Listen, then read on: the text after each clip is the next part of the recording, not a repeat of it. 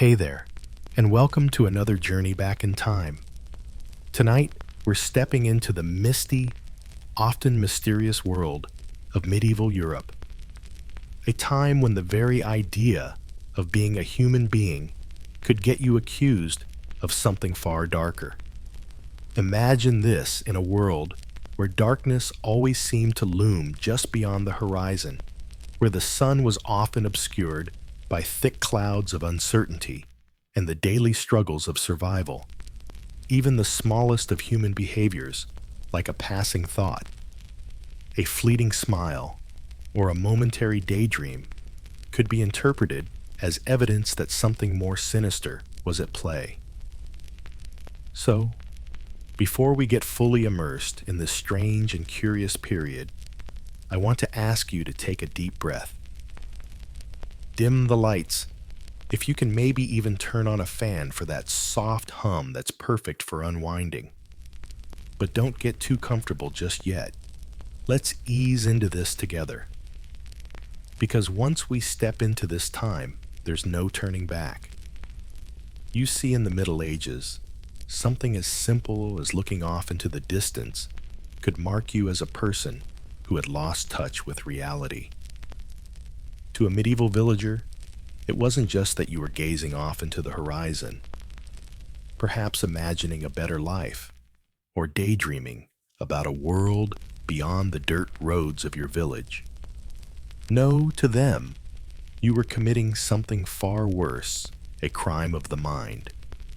It was a crime that wasn't easily defined or understood, but it was one of the most dangerous crimes you could commit in the eyes of medieval society. Daydreaming, drifting off into your own thoughts, and even having a moment where your mind wasn't entirely fixated on survival work or the stern authority of the church, was a spiritual death sentence in the making. Yes, in the medieval worldview, if you dared to let your thoughts wander just a bit too far, the consequences could be far-reaching. Picture yourself as a peasant, perhaps no older than 20, though your body feels like it's lived 100 lifetimes. Your hands are calloused from hours of labor, hauling rocks, digging trenches, breaking soil, or doing any one of the countless exhausting chores that define your existence. The work is endless, and though the days drag on your body and soul, long for something beyond the relentless grind. And so your mind tries to escape. It slips away, if only for a brief moment, and you start to think about things that aren't on the list of things you need to do. Maybe you think about bread that actually tastes good. Not the gritty half-baked bread you choke down each morning, but a slice of something soft and warm, something that doesn't feel like you're chewing through gravel. Perhaps you imagine sleeping until the sun is high in the sky, not jolted awake by the rooster's aggressive crowing or the cold, damp air creeping in through the cracks in your cabin. For a moment, you allow yourself to imagine life without the endless cycle of work, hunger, and cold. But congratulations. In that single moment, you have committed a crime against the very fabric of medieval society. Because to them, when your eyes drifted from the present moment, it wasn't just a harmless mental escape. No, it meant you had ventured into territory far darker, and it meant that you were dangerously close to slipping into spiritual corruption. In the eyes of medieval villagers, people didn't simply zone out. No, they didn't just get lost in thought. To them, if you dared to let your thoughts wander, it was a clear sign that something wicked was afoot. You were conversing with demons, or worse, you were possessed. Imagine the shock, the fear, the utter terror that would grip the hearts of those around you. If they saw your gaze soften, your mind slip away for even a moment. Medieval society had no place for idle minds.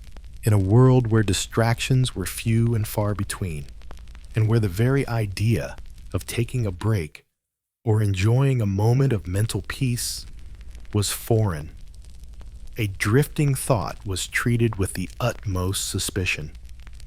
You see, life in medieval Europe was a battle for survival, a life of constant toil, of hunger, cold, and the ever-looming threat of disease or war.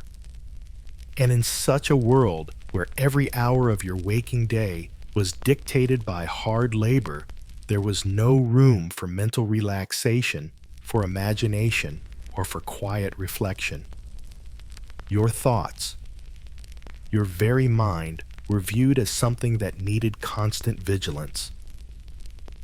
In such a world, it's no surprise that anyone who allowed themselves to mentally wander was immediately marked as suspicious. In fact, it was far worse than that. Daydreaming was no small thing. It was an invitation for trouble, a sign that you were spiritually weak and vulnerable. When someone saw you staring off into space, it wasn't just a harmless quirk. It was a signal that you were losing control of your mind, and the forces of darkness were quickly moving in to take hold. This belief didn't just exist in the minds of peasants. No, it was deeply ingrained in every layer of medieval society. Priests, nobles, and even children's parents saw the act of letting your mind wander as a dangerous path that led straight to spiritual ruin.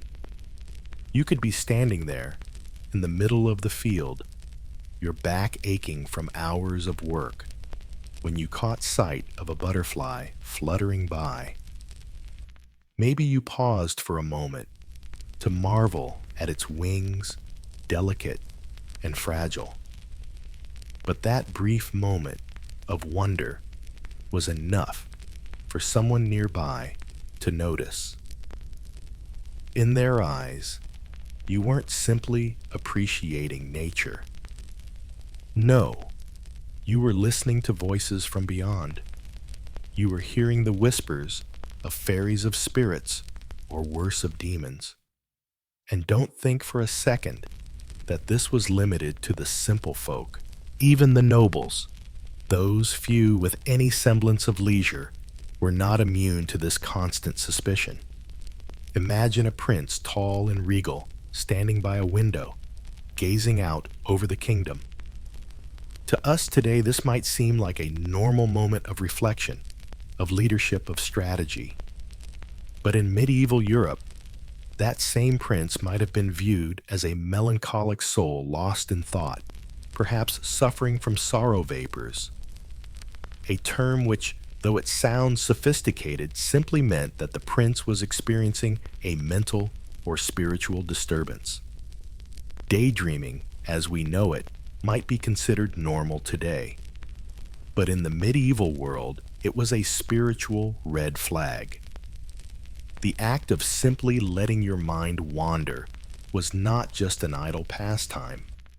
It was a sign that you had opened the door for something darker to slip in. In their eyes, no one could afford to drift too far from the task at hand, and this suspicion was not reserved only for those who spent their days in the fields or the castles. It was an illness that plagued every class of society, a fear that kept everyone on edge. This fear of wandering thoughts extended into every aspect of life. Even children, those tiny bundles of innocence, weren't exempt. If a child stared at the ground for too long, perhaps fascinated by an ant crawling across the dirt, Adults didn't just see a curious mind. They saw a child who was being lured into the world of elves, or worse spirits, who would soon have the child's soul for their own. So you see, even the simplest, most harmless behaviors were scrutinized. The very nature of the mind was under constant surveillance, constantly vulnerable to the whims of the spiritual world. But let's not get ahead of ourselves.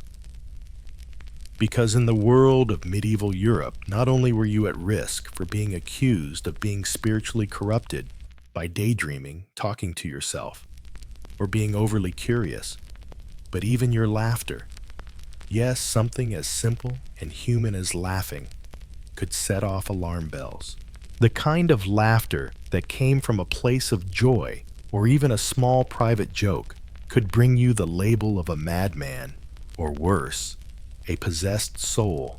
We laugh today for many reasons. Humor is our release, our way of coping, of celebrating life, or simply finding a way to relieve the pressure of the world around us.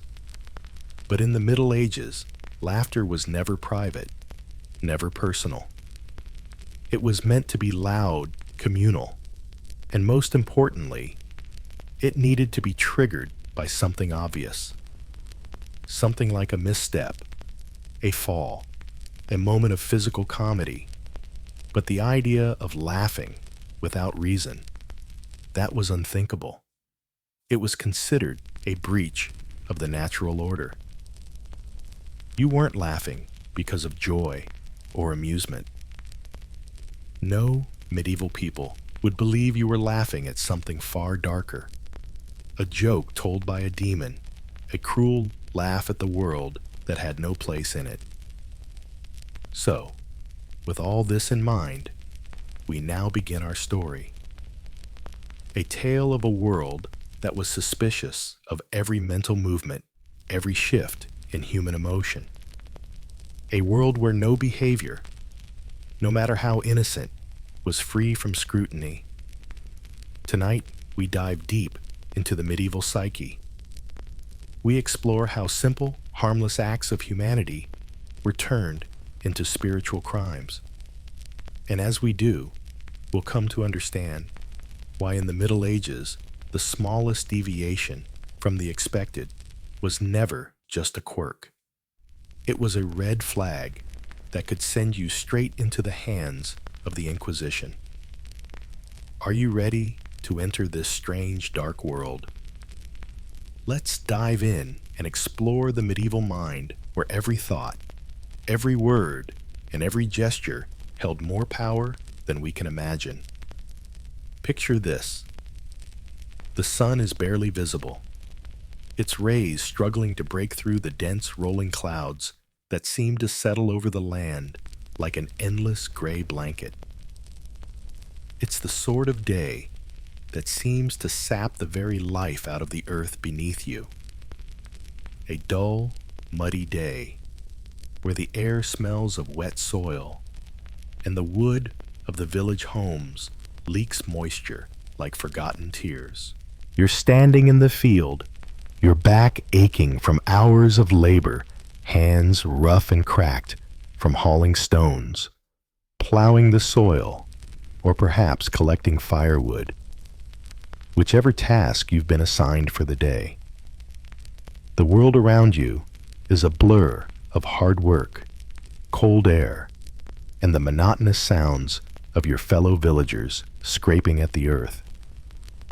The sound of your own breathing is almost drowned out by the rhythmic thudding of a hammer in the distance, a sound that if you stop and listen for long enough, begins to feel as though it too is slowly wearing down your soul.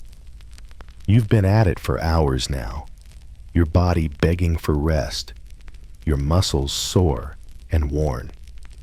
As you lift your hand to wipe the sweat off your brow, you notice the sky. Just for a second. A fleeting moment where your mind slips from the task at hand. A tiny crack in the otherwise unwavering focus on survival that demands every ounce of your attention.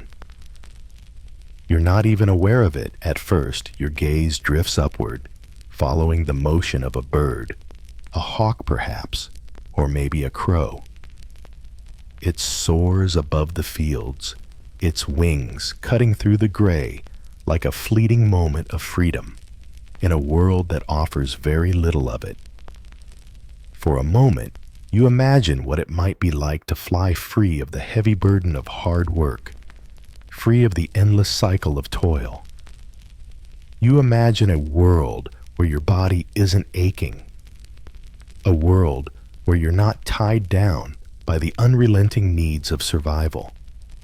You let your mind wander just for a moment, just a brief respite from the endless demands of life.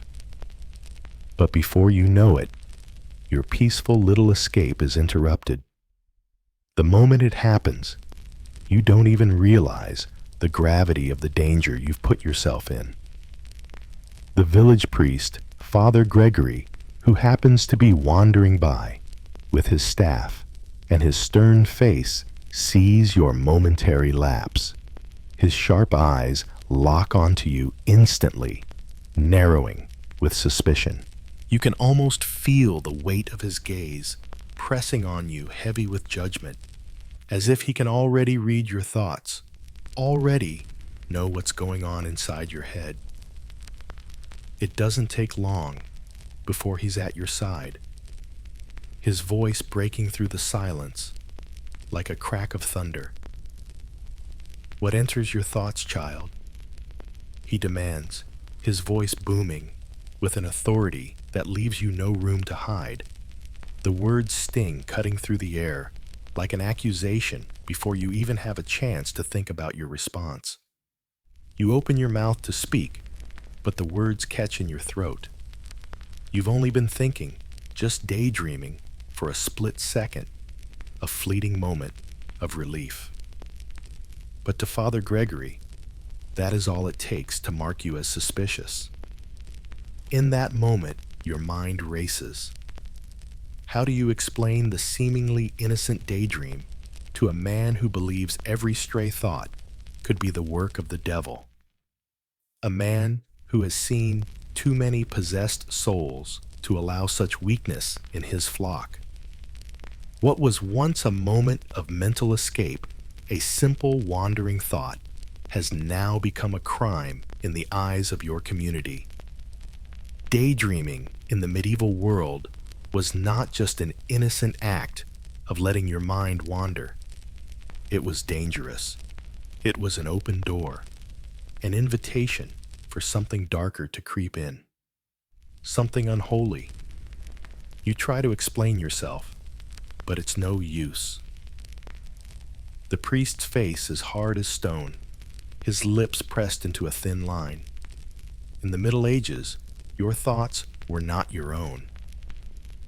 The very idea of mental wandering was an affront to the rigid structure of medieval life, where every action, every moment of thought had to serve the greater good of the community of God. To allow your mind to wander, to entertain thoughts that weren't rooted in the divine or in earthly toil, was a sign of spiritual weakness, a crack in the armor that protected you from the dangers of the supernatural. Father Gregory doesn't listen to your excuses. He has already begun muttering under his breath an incantation of sorts as he reaches for the small vial of holy water at his side. It doesn't matter that your daydream was harmless, that you weren't entertaining any thoughts of malice or sin. The fact remains you let your mind slip, and that was all the evidence Father Gregory needed. Your mere daydream was enough for him to believe you were spiritually compromised, your soul already slipping toward the dark forces that he knew lurked just beyond the veil of human understanding.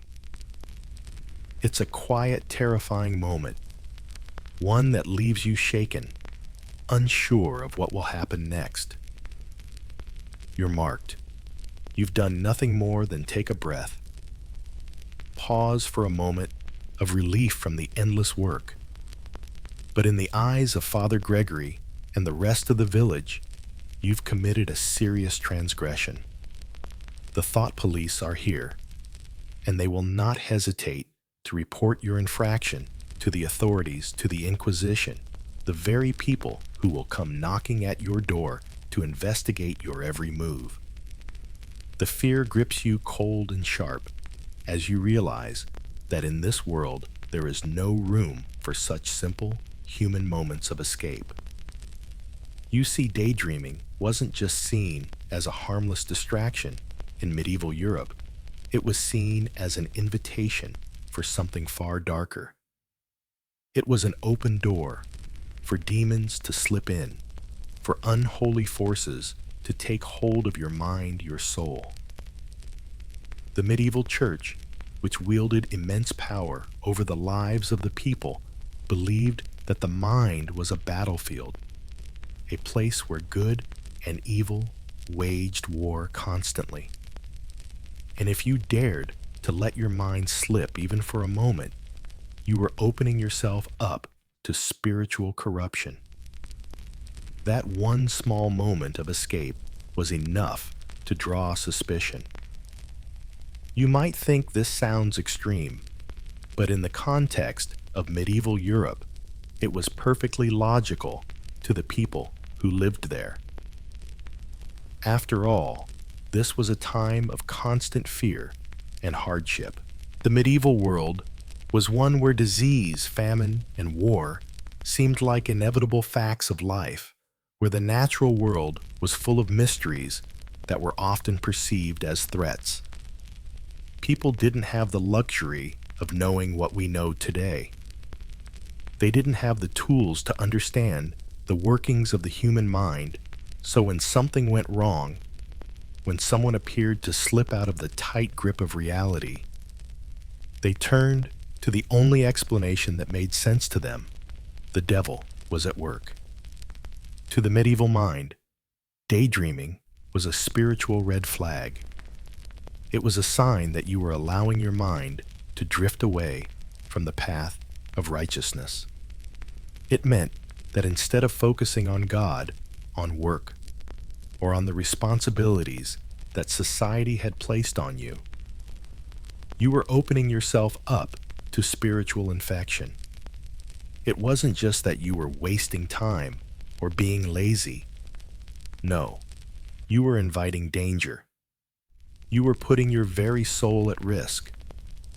It's not hard to imagine why such a belief system would lead to inquisitorial investigations.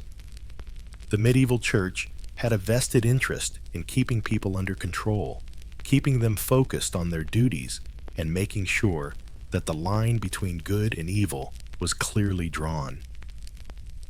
The church wasn't just concerned with the soul, it was concerned with power. And power came from keeping people obedient, keeping them focused on God, and keeping their thoughts free from distractions. If someone strayed from that path, even for a moment, it was a threat to the whole social order. And so, the Inquisition, the body tasked with rooting out heresy and spiritual corruption, was ever watchful for signs of mental wandering. In their eyes, the mere act of daydreaming was enough to mark you for investigation. In the eyes of the Inquisition, even a fleeting moment of mental escape could be the opening act in a much larger spiritual crisis. It wasn't just that your thoughts were dangerous. It was that you were losing control over your very soul. Imagine for a moment the consequences of being caught in this mental crime. The Inquisition wasn't known for its kindness or mercy. Once you were marked as suspicious, the investigation would begin. Your every word, every thought would be scrutinized. The holy water that Father Gregory sprinkled on you was just the beginning. It was a signal to others that you were in need of spiritual cleansing, and soon the priests would come to perform more invasive rituals to purge you of whatever demonic influence had taken hold. The idea of the mind as a battlefield was one that the medieval church took very seriously. And the more you allowed yourself to slip away from the task at hand, the more you became a target for suspicion. It wasn't enough to just perform your physical duties. You had to do so with full mental and spiritual focus, always vigilant, always on guard. Even the slightest lapse in mental clarity could be seen as an opening for evil forces to invade. In a society that was already plagued by superstition, disease, and fear, it was a system designed to keep people under constant surveillance, under constant suspicion. And so daydreaming, in this context, became a serious offense, a gateway to spiritual damnation. For medieval people, it wasn't just a passing moment of mental escape. It was an invitation to chaos. And once that invitation was extended, there was no telling where it would lead. It wasn't just your reputation that was on the line. It was your very soul. Daydreaming might seem like an innocent act today, something we all do from time to time. But in medieval Europe, it was far more than that. It was a crime. And that's the tragic, strange reality of the time, a world where even your thoughts were never truly your own, and where a simple moment of mental escape could lead you straight into the hands of the Inquisition. Imagine the scene you're in, the quiet of the afternoon, the sun hanging low in the sky, its pale light filtering through the trees and casting long shadows over the dirt road outside your cottage. The sounds of the village have quieted for a moment. No hammering, no shouting, just the soft rustle of leaves and the occasional distant crow of a rooster. It's a rare moment of peace in a life that has been anything but peaceful. You've been working non-stop, your hands raw and your muscles stiff from the hours spent laboring in the fields, the kitchen, or perhaps tending to the animals. The weight of exhaustion is heavy, and for just a moment, you let your mind drift. It's a luxury you rarely afford yourself, but it's a necessity. The mental weight of everyday life, of surviving in a world that offers so little respite, is enough to drive anyone mad. You take a breath, and for a moment, you talk to yourself. You mutter almost unconsciously the words slipping from your lips. Perhaps you're reminding yourself of something, what needs to be done tomorrow, what you forgot to do today. Or maybe you're comforting yourself, saying the words out loud, feeling the presence of your own voice, a small human connection to something familiar in a world that is often too harsh. Perhaps you whisper to the air, to the birds, to the house, to the only companion you truly trust.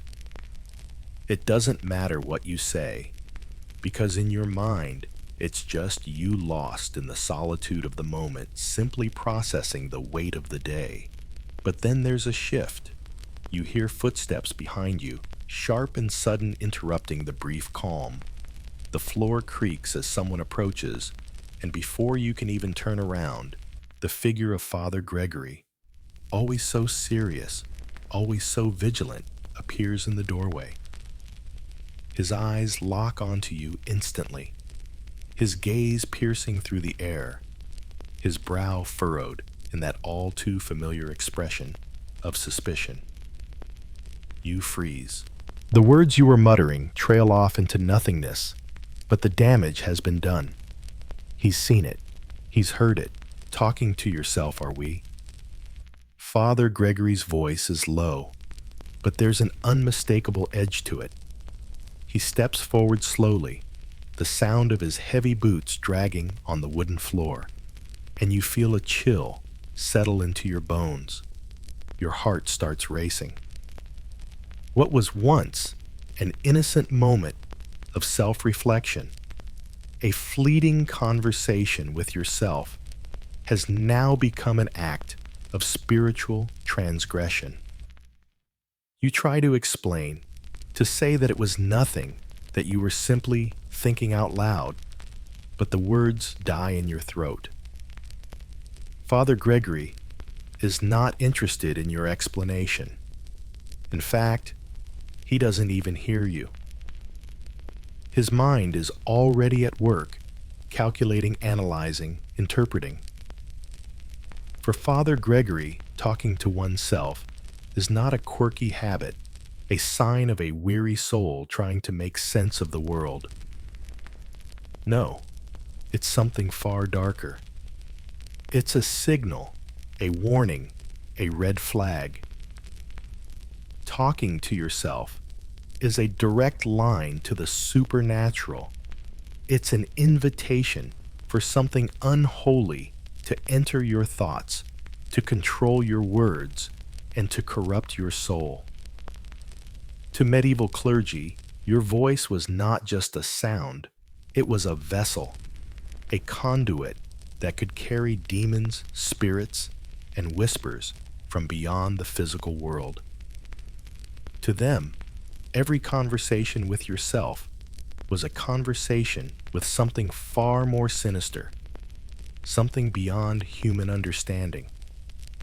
Father Gregory doesn't wait for you to explain yourself. He doesn't give you the chance to rationalize. Instead, he crosses the room with alarming speed, his eyes now wide with a mixture of fear and determination. His hand reaches for the vial of holy water that always hangs from his waist, the small glass bottle shaking slightly as he uncorks it with a quick twist. Without a word, he sprinkles the holy water onto you, onto your hands, your face, your body, as if he is trying to cleanse the very air that has touched you. You wince at the cold splash, but there's no time to react. The ritual has begun. The ritual isn't for your benefit. No, it's for the benefit of the village, for the benefit of the community that will now watch and whisper. The moment you uttered those words to yourself, you became the focus of suspicion, of paranoia. And in this world, paranoia spreads like wildfire. People don't just assume you're alone in your mind. They assume you've opened a door that should never be opened. And the village is full of eyes that are quick to see, quick to report. Father Gregory is not the only one who believes that words spoken to no one are words spoken to something else. The villagers, already uneasy in a world where the boundaries between the physical and spiritual are so easily blurred, hear your voice, whether it's just a mumble, a sigh, or a full-fledged soliloquy, and they know. They know something is wrong. A person talking to themselves, muttering in solitude, is not to be trusted. It's the mark of someone who has opened themselves up to something dangerous. In a world where death and disease hover just out of sight, the fear of the supernatural is very real. And your brief, private moment of solitude has just made you a target. You are no longer just a tired villager. You are someone who has invited spiritual danger into your life, into your soul, and into the fabric of your very being. The suspicion begins to ripple outward. Neighbors start to notice the small, seemingly harmless act. Perhaps they hear you from their window as they walk by, or see you standing there, your lips moving with no one around. They exchange glances, muttering to themselves, whispering in low voices as they gather in the town square. You become the subject of gossip, the topic of hushed conversations as your neighbors wonder if you've been touched. Are you possessed? Are you in league with demons?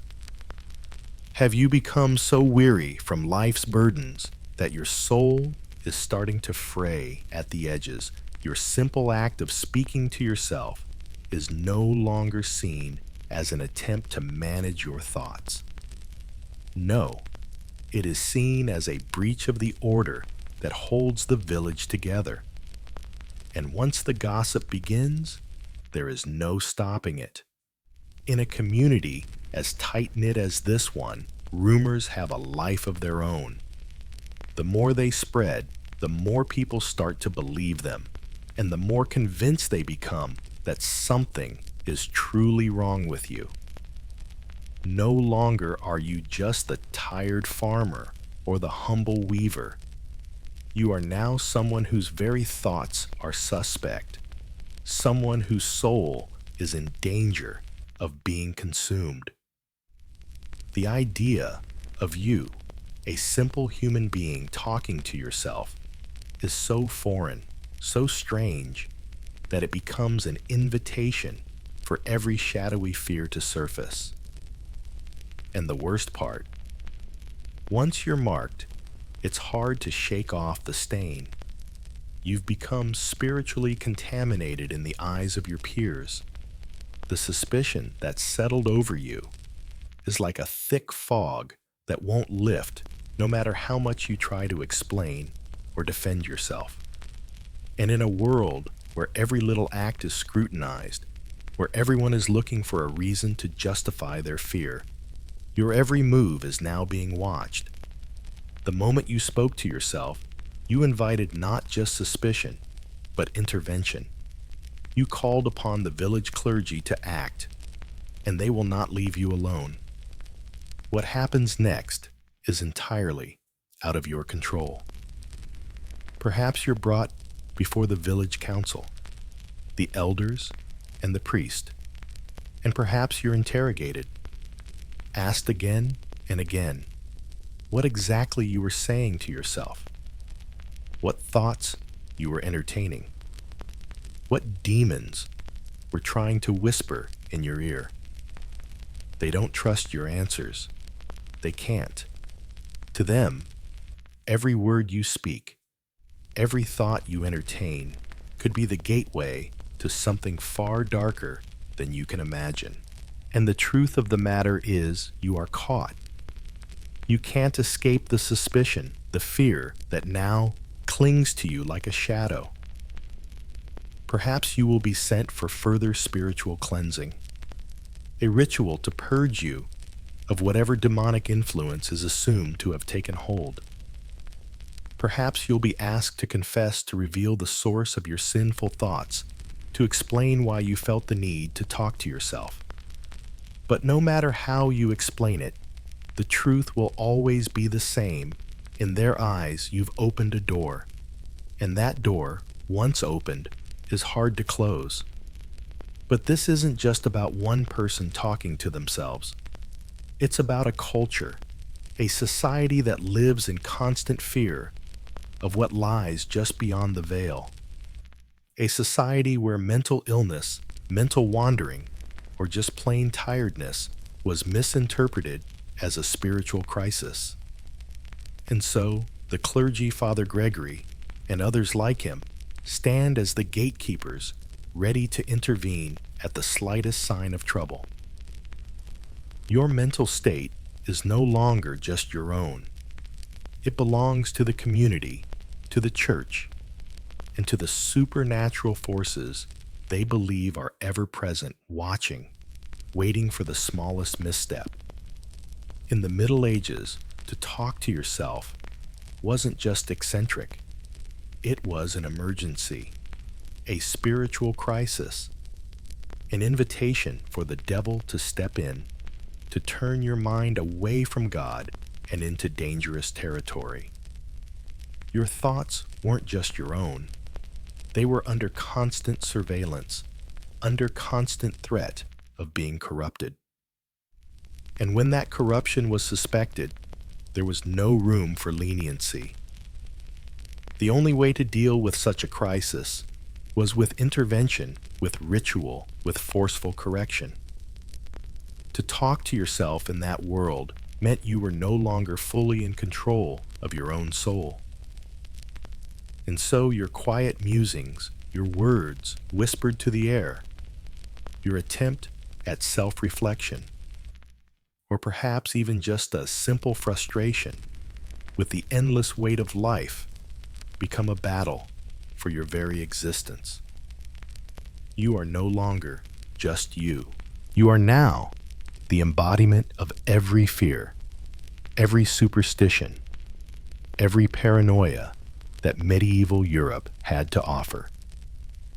In the heart of the village, amidst the perpetual buzz of daily labor and the scent of damp earth children, were often the most observed, the most scrutinized, and the most vulnerable. To the adults, their innocence was both a blessing and a curse, a delicate thing easily tainted by unseen forces that lurked just outside the boundaries of the visible world. In a community steeped in superstition, a child's wandering gaze, their distracted attention, or even their occasional daydreaming was enough to send waves of suspicion rippling through the village like a stone dropped into a still pond. A simple act, like a child staring at a butterfly, flitting by, or gazing absently at the floor, could quickly become a red flag, signaling to the watchful eyes of parents, priests, and neighbors that something unnatural was afoot. Imagine this scene. A small child, no older than 5 or 6, sits in the corner of the village square, their feet kicking lazily at the dirt. The sun is out, casting a golden glow over the field, and the child's attention drifts to a fluttering butterfly that dances in the air, its delicate wings painted in colors so vibrant they seem almost unreal. The child's eyes follow it as it flits from flower to flower, lost in the simple beauty of the moment. Their face is serene, their body still. It is a fleeting moment of innocence, one that every parent should cherish, right? But in medieval Europe, that very stillness was a cause for alarm. As the child watches the butterfly, the local woman, who has spent most of her day bent over her fire pot preparing stew notices, she glances over her shoulder, eyes narrowing ever so slightly. Her gaze lingers on the child's face for a moment too long, an almost imperceptible shiver running through her. She turns away, but not before making a mental note. There's something off about this. It's the way the child is staring so fixed on the butterfly, as if it's not just a creature of nature, but something more, something other, something magical. By noon, the gossip has spread through the village. Did you see little Owen today? One neighbor whispers to another. That boy, he was staring at the butterfly, like he was listening to it. The other nods solemnly. Aye, it wasn't just a stare. His eyes were so wide, almost as if he was hearing it speak. Maybe the fairies are talking to him, or worse, maybe the elves. The thought sends a ripple of unease through the village. In a world where the natural and supernatural were constantly at odds, the distinction between a child's innocent musings and the dark influences of the Fae was razor thin. The elderly woman who had first noticed Owen's behavior is not one to simply ignore what she believes is a sign of something much darker. She seeks out the village priest, her face drawn with worry. She tells him what she saw. The child staring mesmerized by the fluttering creature, as if entranced. "It's the elves, Father," she insists, her voice trembling with concern. "He's listening to them. I know it. I've seen it before." Father Gregory listens intently, his brow furrowing as he nods solemnly. "We cannot let this go unchecked," he replies. "The presence of the supernatural in a child's life is a grave matter. I'll have a word with Owen's parents. If there's anything more to it, we cannot afford to wait." And so it begins, the suspicion. The quiet, deadly suspicion that slowly creeps its way through the village, taking root in the hearts of every adult who hears the story. To an outsider, this might seem like a simple, harmless moment. An innocent child gazing at a butterfly, lost in a world of imagination. But in the world of medieval Europe, this was a serious matter. It wasn't just a child being a child. No, this was something far more dangerous.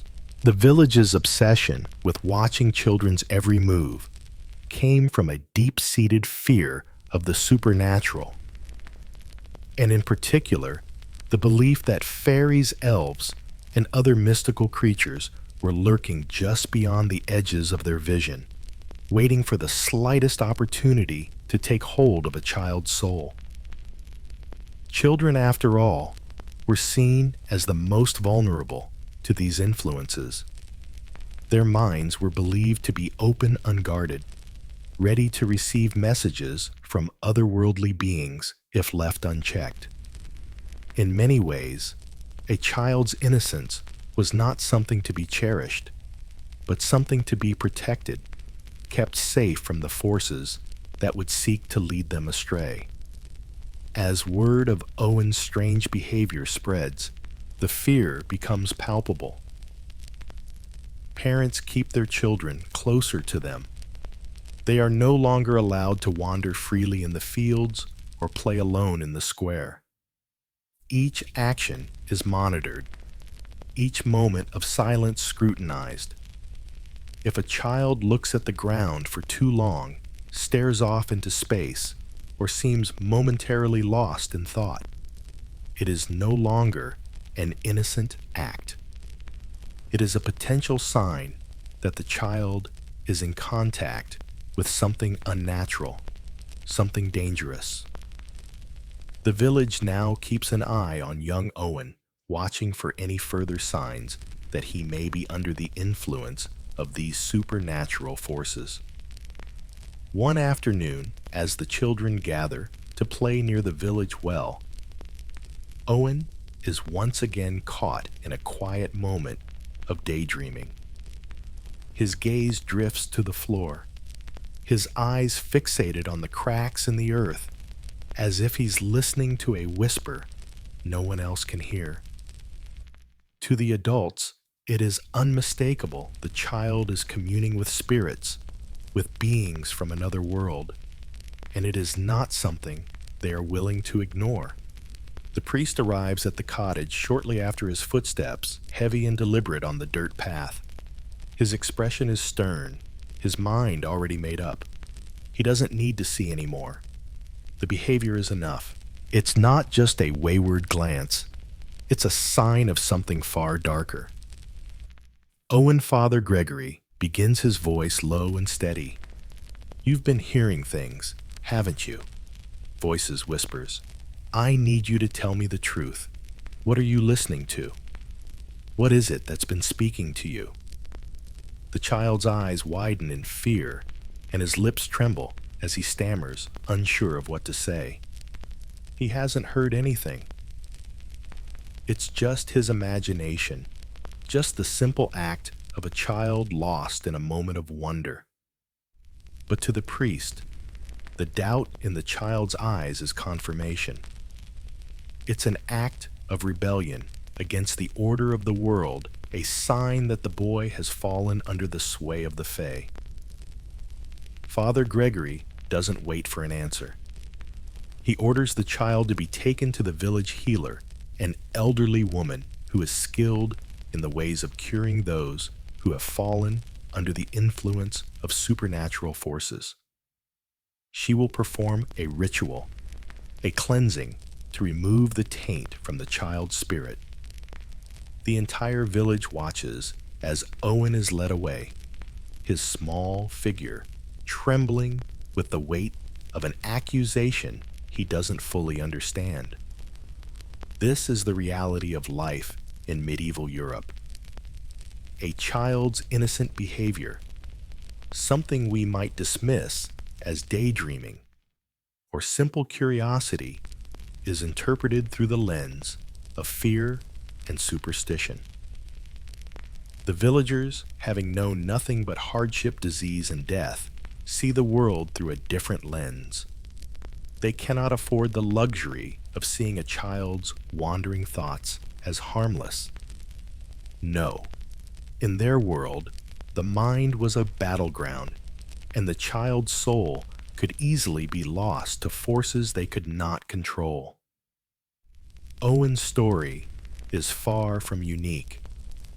Throughout medieval Europe, children were watched, scrutinized, and carefully guided to ensure they did not slip into dangerous territory. Any sign of distraction, any moment of inward focus, could quickly spiral into something far more sinister. The very act of daydreaming could be a gateway to otherworldly influence. The fear was not just that the child might stray from the path of righteousness. It was that they might invite something darker into their hearts, something that could not be undone. In this world, the line between innocence and suspicion was razor thin, and the consequences of crossing it were steep. To the villagers, it wasn't just about keeping their children safe from harm. It was about preventing the very real possibility that supernatural forces might be working through them, whispering in their ears, guiding them into dark realms where the laws of the earth no longer applied. And so day after day, children were watched. Their every move was observed, their every glance scrutinized, for in a world so full of fear and uncertainty, there was no room for even the slightest deviation from the norm. Every moment of stillness, every moment of wandering thought could be a sign that something was amiss. Something that could destroy not just a child, but an entire community. In medieval Europe, the supernatural was never far away. It was always present just beyond the edges of perception, waiting for the slightest opening. And for children, those openings were everywhere. In the high stone halls of the medieval castle, where the air was thick with the scent of burning wood, and the heavy tapestries hung in solemn silence, the world moved at a pace far removed from the hurried rhythms of the peasant villages below. The aristocracy, wrapped in the warmth of luxury and political power, lived in a world of glittering privilege. But even they were not immune to the watchful eyes of suspicion that gripped medieval society. Though their bloodlines were noble and their names carried weight, their moments of stillness, of contemplation, or of absent-minded daydreaming were often no less dangerous than the wandering thoughts of a peasant. Imagine a young prince, his face drawn, in a rare moment of solitude, standing in a grand chamber, adorned with fine velvet curtains and delicate stained glass windows. His gaze drifts out the window, where the green hills of his lands stretch beyond the horizon, the soft golden light of the setting sun painting the landscape in hues of amber and rose. For a moment, he is lost in thought, his mind wandering far from the weight of his royal duties, far from the politics and the constant pressure to lead. He wonders, perhaps, about the lives of those who live outside the walls of the castle of the common people, who toil and struggle, who find joy in the simple things that seem so far out of reach for him. But what does it mean for a prince, a member of the nobility, to daydream?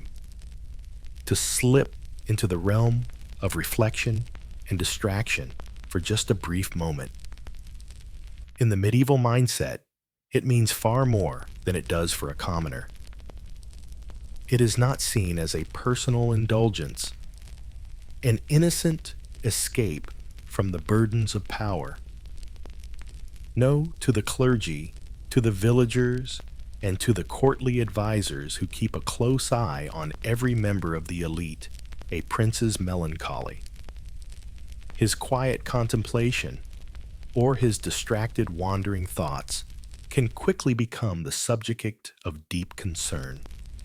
Father Gregory, the same priest who had once intervened in the life of a peasant child, lost in his own thoughts, now steps into the prince's chamber. He had been called here not because the prince's thoughts were offensive in any obvious way, but because they were dangerous in a more subtle, insidious manner. His Majesty, young and vibrant though he may seem, has fallen prey to what the Church has come to label sorrow, vapors, a condition the clergy is quick to diagnose when a noble's melancholy shows itself too publicly. Father Gregory approaches the prince with a mixture of concern and ritualistic professionalism. He knows the rules well. The prince's mood is not to be dismissed. No, it must be addressed immediately before it spreads like a poison through the royal court, infecting others with doubt, despair, or worse, spiritual disorder. For the nobility, their souls were seen as highly susceptible to the corruption of the mind. A noble's contemplative moments, especially if they occurred without external stimulation, were interpreted as invitations for the devil to enter, to work his magic on the mind of the elite. My Lord Father Gregory intones his voice heavy with the solemnity of his office. I must speak with you about the matter that has caused some concern among your advisors. It has been noted, my lord, that you have been reflective lately, that you have been gazing out of the windows at the landscape, lost in thought, as though seeking answers beyond your grasp. The prince's eyes flicker momentarily, a flash of irritation passing over his face. He is not a man accustomed to being watched, especially not by men of the church, but he says nothing. He knows this moment will not pass without acknowledgement, and despite his frustration, he feels the weight of the priest's words. The church is never far from power, and the influence of the clergy extends deep into the courts of the nobility. You are melancholy, my lord. Father Gregory continues, though the prince does not speak. The symptoms are clear. The distant gaze, the lack of engagement with your court, the withdrawal from the responsibilities of rule, all of these point to a condition that I fear is spiritual in nature. It is not enough for you to simply feel sadness or reflect on the world around you. No, this is something darker, something that cannot be left unchecked. The devil may use such moments to plant seeds of doubt in your heart. The prince remains still, his mind caught between frustration and a reluctant sense of helplessness. He has no real words to express his feelings, no way to justify his longing for something more, for a connection beyond the political machinations of the court. beyond the endless negotiations with other realms beyond the cold rituals of power. But he knows well enough what the priest means. Sorrow vapors, as the church calls it, has long been a recognized condition among the nobility. It is not merely sadness. It is not just a passing moment of despair. It is something much more dangerous, a spiritual malady that may threaten the very stability of the kingdom. In medieval Europe, mental health was not a concept understood as we know it today. The human mind, especially the mind of a noble, was not just a private space. It was a divine reflection, an image of the power of God.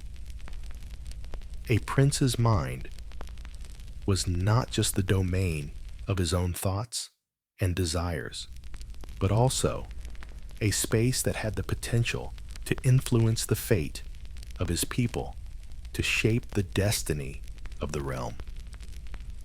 A prince's melancholia, therefore, was not a trivial matter. It was not something that could be left to the whims of personal reflection. It was a matter that demanded intervention, spiritual intervention, in the watchful eyes of the church. In the eyes of the clergy, a noble's daydreaming, his withdrawn contemplation, was seen as something akin to a spiritual crisis. The noble, having the privilege of access to leisure wealth and education, was believed to be at greater risk of spiritual corruption than the common folk. For the commoners, their lives were simple and grounded, with their days filled with labor. They were too consumed by survival to entertain the luxuries of introspection.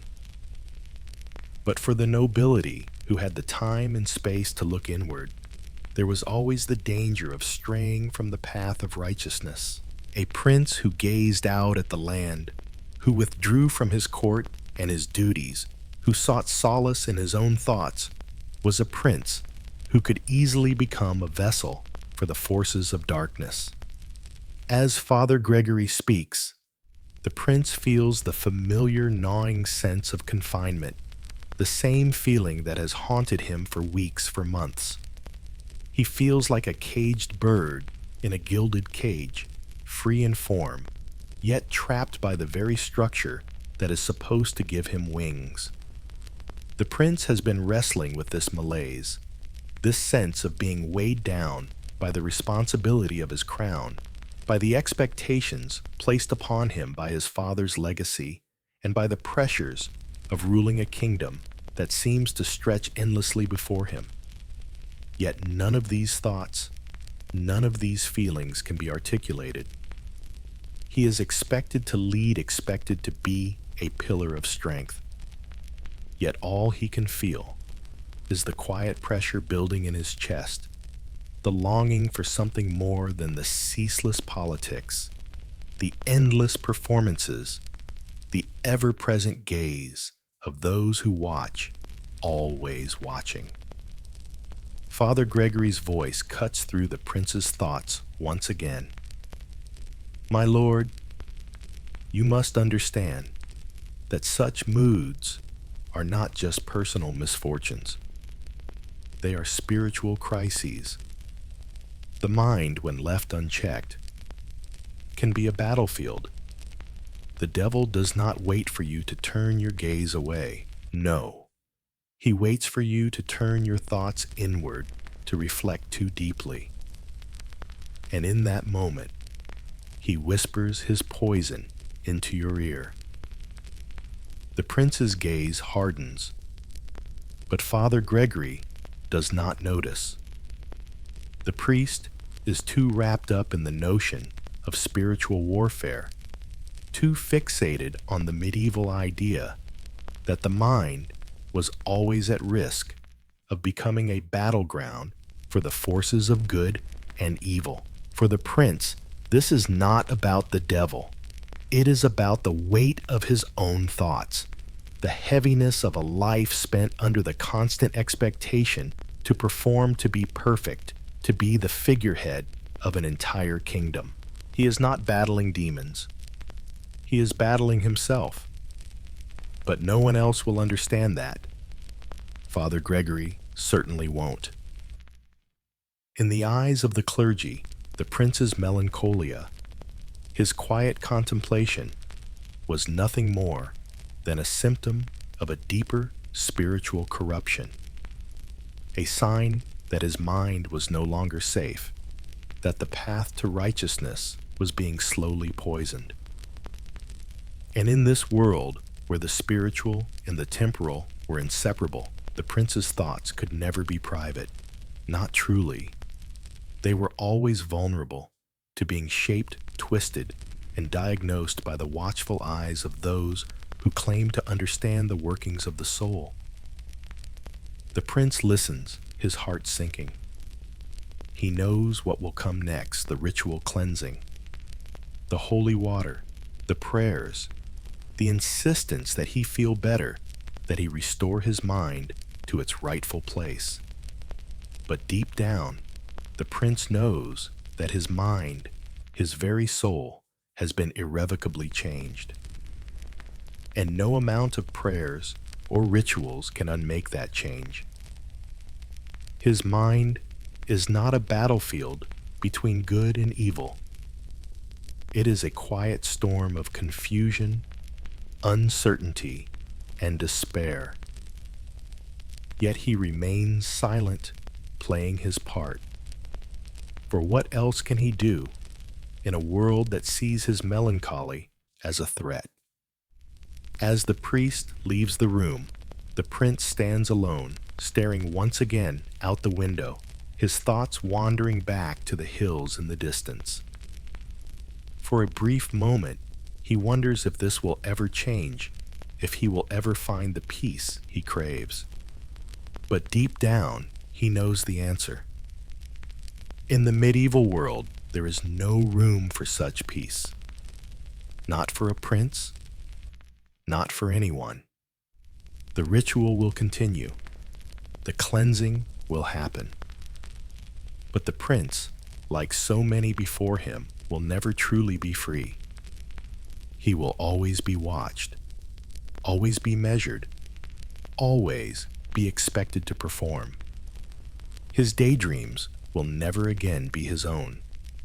And in the eyes of the world, that will be his greatest sin. The wind howled outside the thatched cottage, rattling the shutters and carrying with it the scent of wet earth and dying leaves. The village was a quiet, oppressive place, the kind of place where joy was not so much a welcome guest as it was an unwelcome intruder. The air, heavy with the weight of hardship, hunger, and endless toil, did not leave much room for laughter. It was a luxury that belonged to those who had nothing else to concern them, or so it seemed to the medieval mind.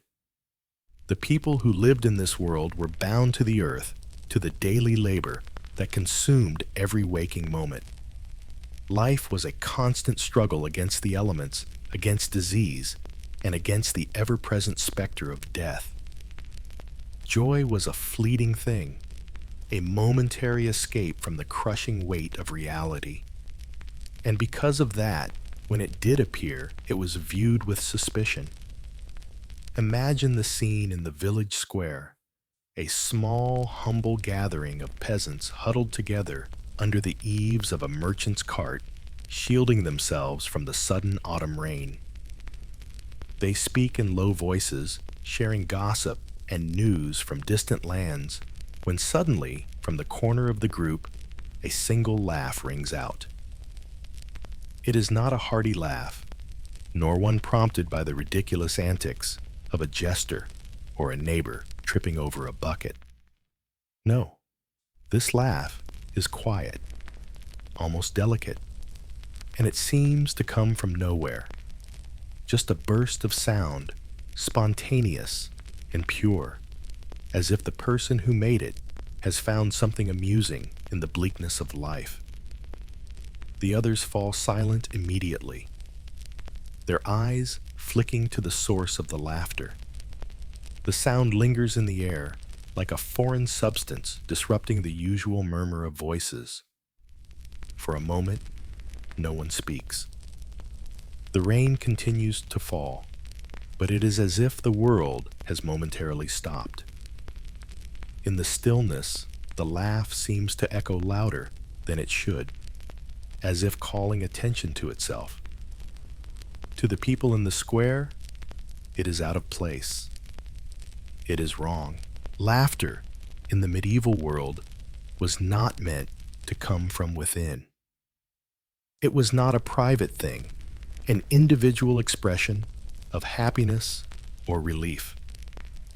It was supposed to be a shared experience, a communal sound that arose from the collective misfortunes and absurdities of life. Laughter was meant to be loud, boisterous, and public, caused by a physical spectacle, a misstep, a fall, or a catastrophe. It was not something that bubbled up from the quiet of one's mind without a clear external trigger. Laughter was a sign of joy, and joy was an anomaly in a world built on suffering. And anything out of the ordinary, anything that disrupted the natural order, was suspicious. The village folk stare at the woman who laughed, their faces a mixture of confusion and discomfort. They know her. She is the widow of the blacksmith, the woman who has spent the last few years in grief, mourning her husband, who died in a mill accident. Her laughter is jarring, like the sound of something shattering. She should not be laughing. She has nothing to laugh about. Her life is filled with the weight of loss and struggle. The village gossip standing nearby steps forward, eyes narrowed. "What's she laughing at?" she mutters under her breath, her voice rising with suspicion. There's no cause for laughter in this world, not for her, not with what she's been through, and certainly not alone. A few other villagers murmur in agreement, but none of them dare to speak directly to the widow. Instead, they turn to Father Gregory, who is standing at the edge of the group, observing with an air of quiet authority. Father Gregory is a man who has spent his life guarding the souls of the people in his care, and he knows that laughter, especially when it is unprovoked, can be a sign of something far darker than simple amusement. He approaches the widow, his steps heavy on the muddy earth, his eyes fixed on her with a mixture of concern and apprehension. The village is silent as he speaks. "Marjorie," Father Gregory says softly, his voice measured but firm. "What is this laughter, child? Tell me what brings such joy to your heart in a time like this." Marjorie looks up, startled, as if she has been caught in the act of something shameful. Her eyes, wide with uncertainty, flicker briefly with embarrassment before she speaks. "I don't know, Father. I thought of something from before." She trails off, unable to finish her sentence, unsure of how to explain herself. Father Gregory's eyes narrow slightly as he listens, his hand tightening around his rosary. "A thought, you say?" He repeats, his tone heavy with suspicion. "A thought that caused you to laugh without cause or reason." The widow nods, her face flushed, but the priest's gaze does not soften. The laughter has unsettled him.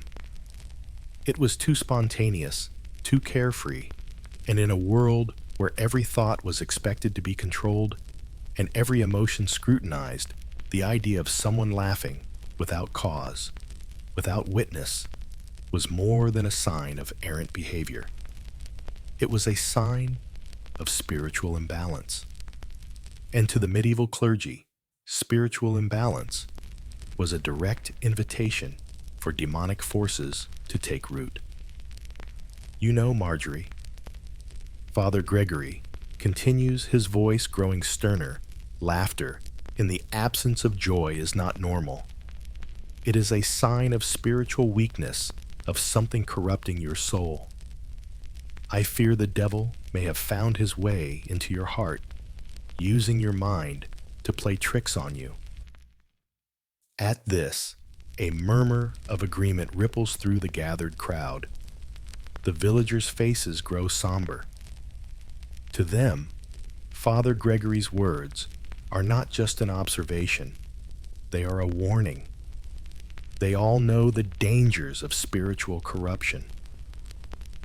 A child could be saved with holy water and prayer. An adult, however, was far more dangerous.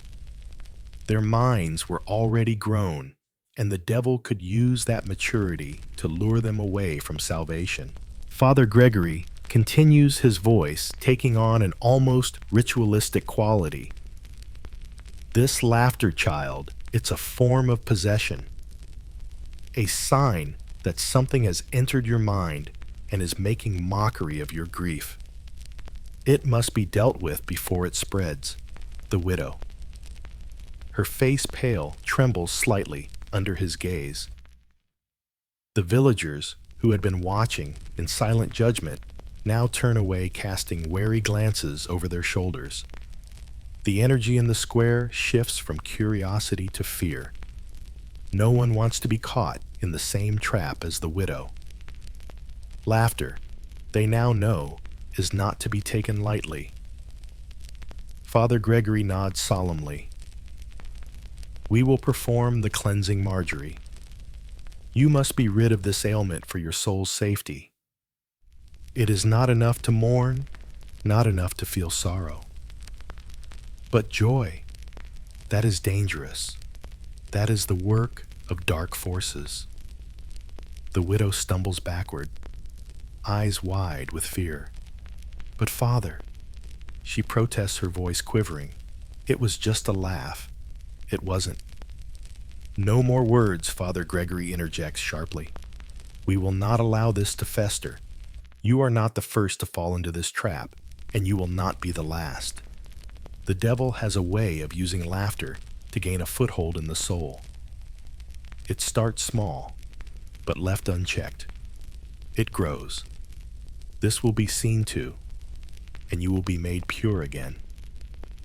The widow's shoulders sag, the weight of his words sinking in, and the villagers turn their faces away, some muttering prayers under their breath.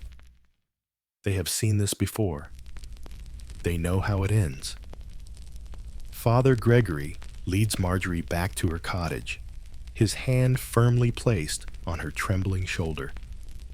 The villagers watch from a distance, the unease lingering in the air like smoke.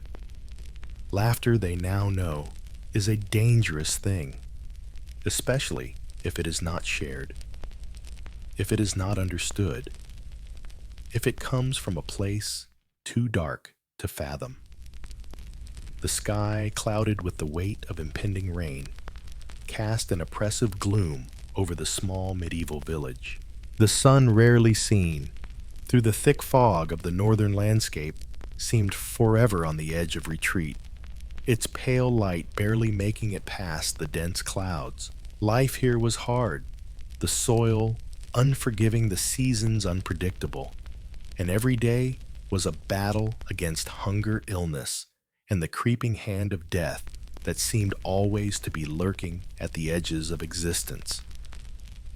Yet despite the overwhelming hardships that tied the villagers to the earth like iron chains, there were still moments when the human spirit, in its quiet rebellion against the daily grind, would show itself. One such moment occurred in the heart of the village, in the shadow of the ancient stone church, where the cries of a woman echoed through the cobbled streets. Eliza, a widow of perhaps 30 winters, had lost her husband to the plague mere months earlier. Her children were young, barely old enough to to understand the finality of death, their innocent faces still untouched by the grimness of the world. She had spent those months attempting to keep her household together, tending to the small vegetable patch behind her cottage, drawing water from the village well, and weaving simple cloth to trade for what little food she could not grow herself. But the grief, as it often does, seeped into her bones, wrapping itself around her heart like a tightening noose. And there were days when even the simplest task seemed impossible. Still, Eliza persisted. Until that fateful morning, when a tear, silent and inexplicable, slipped down her cheek as she scrubbed the floor of her modest cottage. The tears came without warning, an uncontrollable release of sorrow, an overwhelming surge of emotion that was impossible to explain.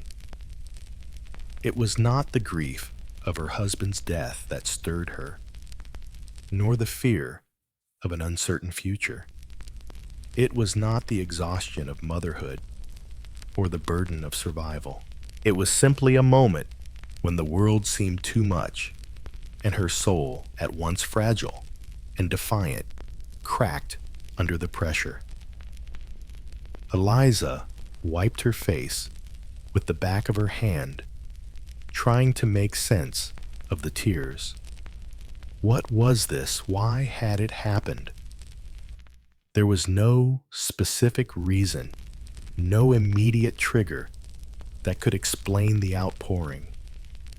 It was as though her very being had decided to spill itself out onto the floor, leaving behind an unspoken weight of sorrow that she could not comprehend. But in the medieval world, such tears, this crying for no reason, was not viewed with sympathy or understanding. It was not seen as a natural response to the crushing hardships of life. No, to the eyes of the villagers, to the ears of the clergy who walked the streets with heavy steps, unexplainable tears were a symptom of something far darker, something unnatural, a disturbance in the soul, a crack in the very fabric of one's spiritual integrity.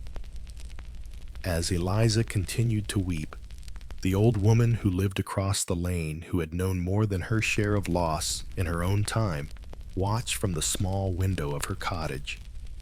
She saw the grief in Eliza's eyes, but she also saw the unexplainable nature of the tears that had no source. And in the heavy silence that followed, a shiver of dread passed through her. There was something wrong, something that could not be ignored. The woman with her back slightly hunched from years of bending over hearths and washing clothes shuffled to the door. She had seen this before, though it had been many years since she'd had to intervene. Her mind raced to the well-known knowledge passed down from village to village, from priest to priest. Crying without cause was a sign of spiritual illness. It was a clear sign that the soul was leaking its essence into the air, opening itself to demonic influence. And when the soul began to leak, the demons lurking just beyond the veil of human perception would slip in unnoticed. With the purpose of someone accustomed to such tasks, the old woman made her way to the church where she knew Father Gregory would be tending to his midday prayers. His presence was a comfort, but his wisdom was a necessity for the village. There was no time to waste. Father Gregory was already at the altar, his voice low in prayer, as Eliza's sobs echoed faintly through the village. The priest had long known that the life of a medieval villager was fraught with struggle, pain, loss, hardship, and that in these times It was all too common for the mind to slip to falter under the weight of such burdens. Yet it was also his solemn duty to watch over the souls of his flock, to ensure that they did not fall prey to the forces of darkness that haunted the world just out of sight. When the old woman arrived, she did not need to say much. She only nodded toward Eliza's cottage, her face grave. Father Gregory, with the sharp intuition of one who had long seen the signs of spiritual decay, immediately understood. His expression darkened, and he nodded solemnly, his hand tightening around his rosary. He knew what needed to be done. The demons had already begun their work. Without a word, they walked to Eliza's cottage together, Sharona. When they arrived, the door was ajar, and the sound of her weeping filled the air. Father Gregory stepped inside, the old woman trailing behind him. The moment Eliza saw the priest, the tears stopped, though the pain remained. She looked at him, her eyes wide with shame. She knew what this meant. She had heard the whispers in the village. She had heard the stories of others who had cried in secret only to find themselves subject to the scrutiny of the clergy. She had heard of the interventions, the exorcisms, the prayers, the rituals. "Father," she said softly, her voice trembling, "I don't understand it. I wasn't thinking of anything. I wasn't mourning him again. I don't know why." Father Gregory stepped forward, placing his hands on her shoulders, his grip firm, yet compassionate. "It is not for you to understand, child. It is not your fault, but your soul is disturbed, and it must be purified." The old woman watched in silence as the priest began his rituals. He spoke the prayers of purification, calling on the power of the saints to cleanse Eliza's spirit and to cast out the unseen forces that had taken root in her mind. The room filled with the scent of incense and the soft, rhythmic cadence of Father Gregory's voice. It was both soothing and terrifying, for Eliza knew that in this act of purification, she was not just being cleansed of her sorrow. She was being exorcised of something far darker. The ritual was not just about the soul. It was about restoring balance, about making sure that the cracks in one's spirit were sealed before they could be exploited. Crying like laughter or wandering thoughts was not seen as a simple emotional outpouring. It was a spiritual failure. It meant that the soul was vulnerable to attack. In medieval Europe, the mind was not a sanctuary to be entered freely. It was a battleground. And in a world where the devil was ever present, waiting for even the slightest crack, emotional responses had to be closely monitored. There was no room for weakness, no room for spontaneous feeling. Each tear, each laugh, each moment of silent contemplation had the potential to open a door to the supernatural world. When the ritual was finished and Eliza had been bathed in holy water, she felt both exhausted and lighter. She knew the burden was not fully lifted, that it would return perhaps in different forms. She had been given no answers, only the belief that the demons had been cast out for now. The rest she would carry with her, waiting for another crack, another leak in her soul. It was never truly over. As Father Gregory and the old woman left the village outside, seemed unchanged. The wind still howled, the rain still fell. Life continued as it always did. Yet for Eliza, something had shifted. She would never be the same, and neither would the villagers. They would watch her as they had watched so many before her to see if the cracks would return. The fear, as always, was that one day it might be too late. In the medieval village, where every face was a familiar one and every conversation was a potential source of gossip, the very idea of privacy was as foreign as the distant stars in the night sky. People lived together, worked together, and suffered together, their lives bound by the unrelenting rhythms of communal existence. The cottage doors were rarely closed, and if they were, it wasn't because someone sought solitude, but because a family had gone to sleep, or a widow had drawn the curtains to shield herself from the prying eyes of the village. Privacy was not something to be desired. It was a luxury reserved for the powerful or the dead. For the common folk, it was both an unnatural desire and a social transgression. Imagine this: a man weary from a day of toiling in the fields comes home to his modest cottage. He has worked from dawn until dusk, his muscles sore, his mind clouded by the constant grind of survival. The day has been long, the work monotonous, and now, as the evening settles in, all he wants is a moment to himself. Perhaps he sits in the corner of the room, away from the chatter of his wife and children, hoping for a moment of quiet reflection. Maybe he needs to clear his mind, to rest, to simply be alone with his thoughts.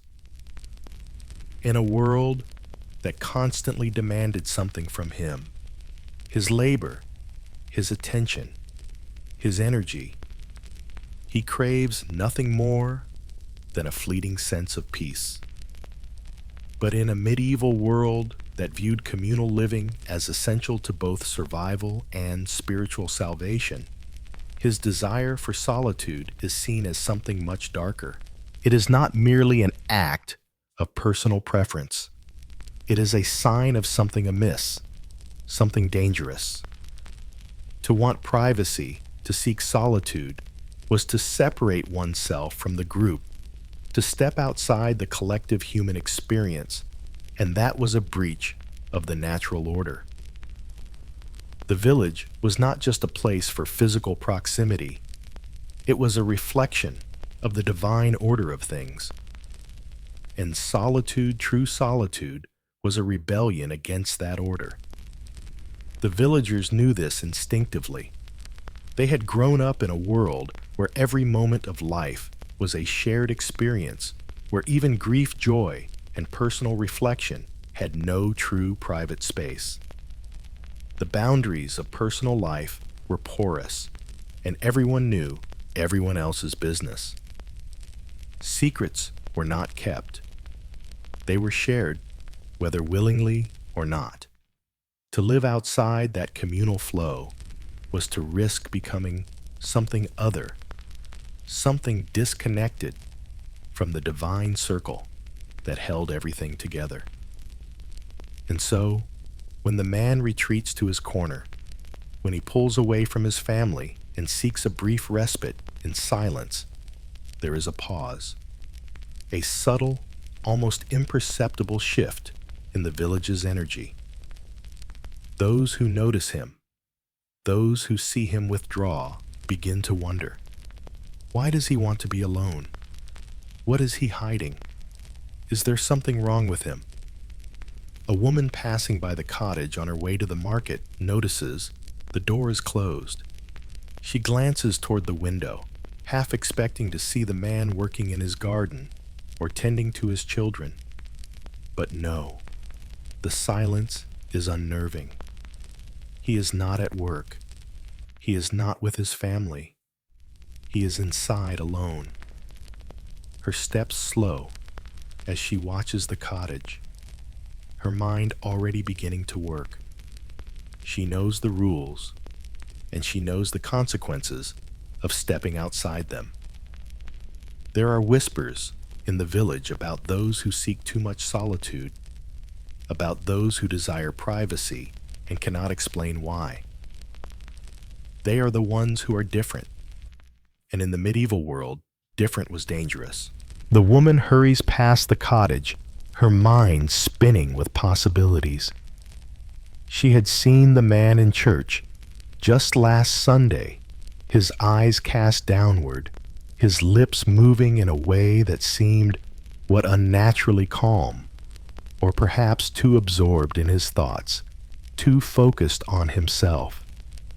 He had been distant, distracted, not present, and now he's alone in his cottage, withdrawing from his family, from the world. Could it be?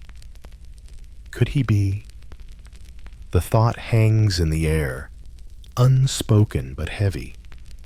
She quickens her pace, the shadows of suspicion already creeping into her heart.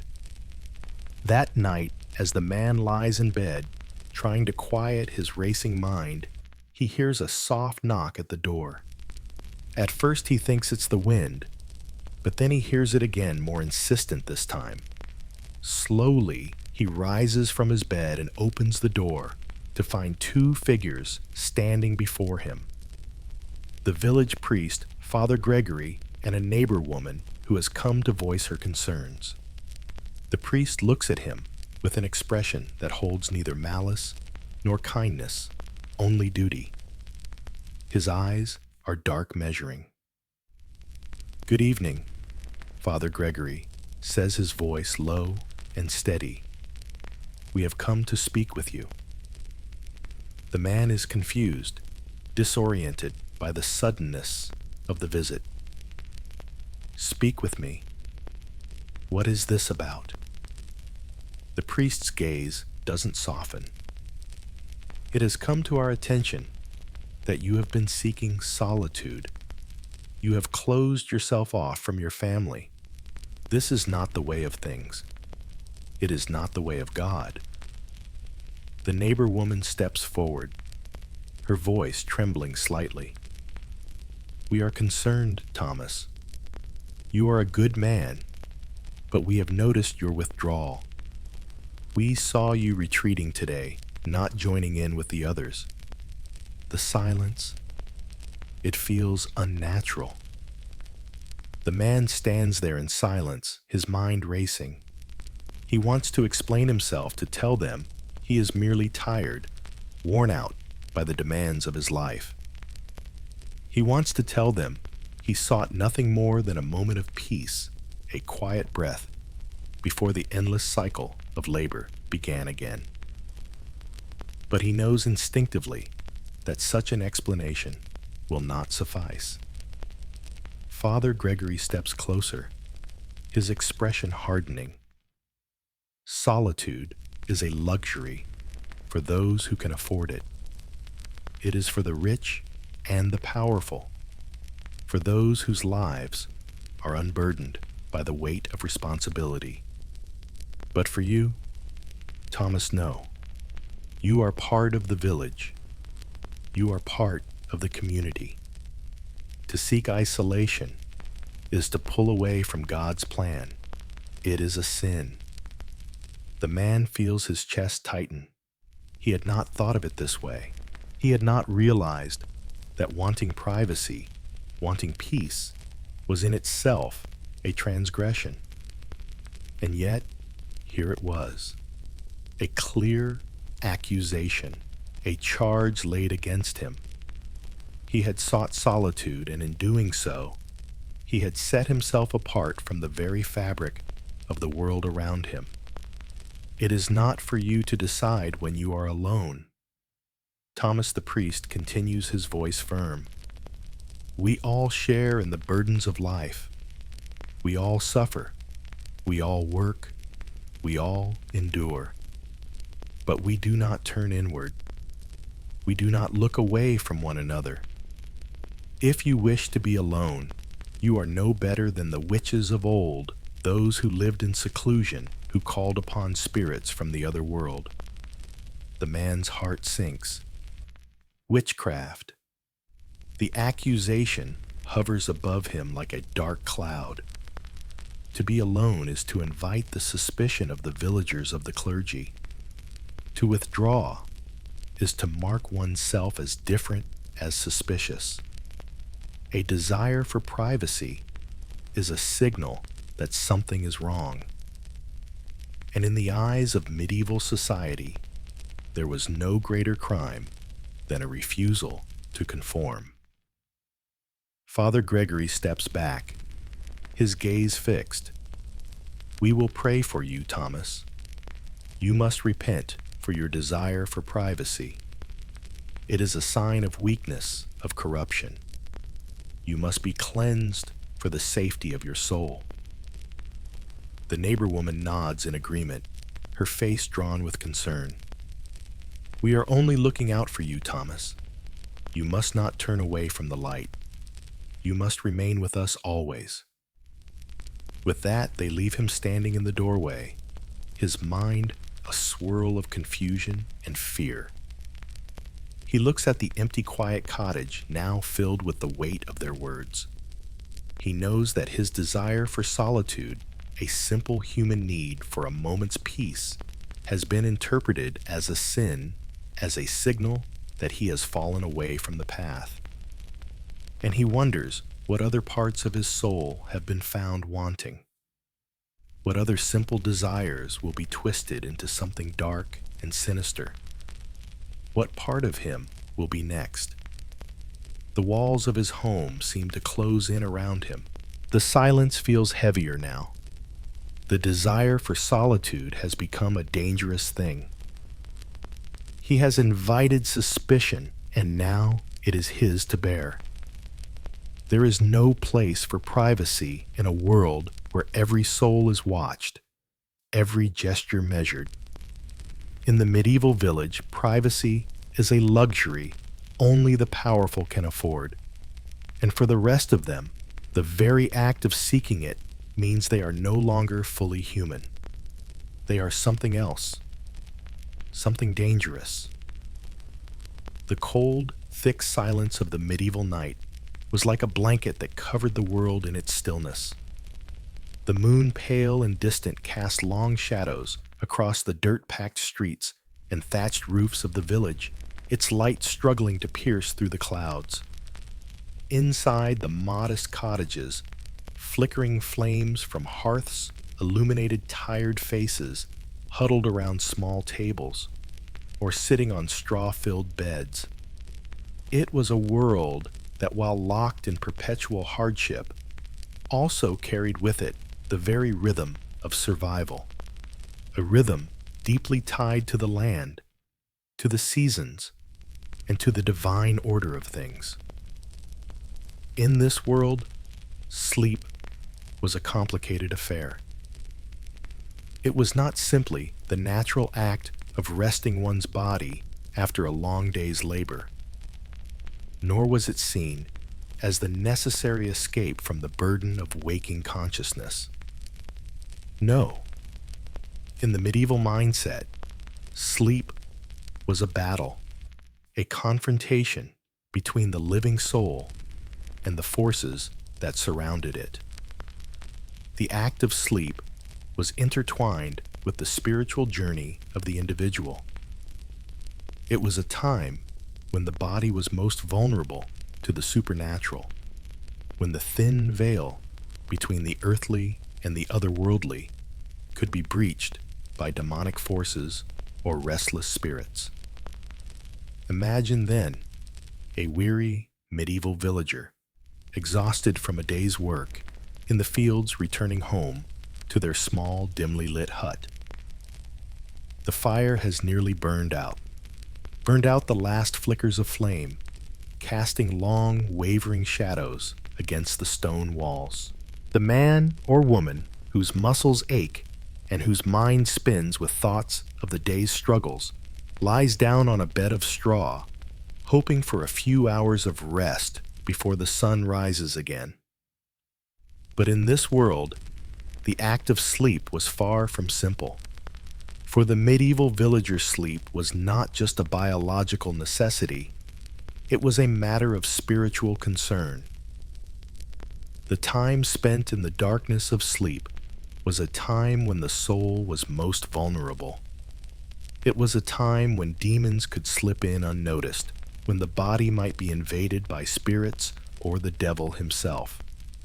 And in a time where every aspect of life was under constant scrutiny, the very act of sleeping became a spiritual battleground.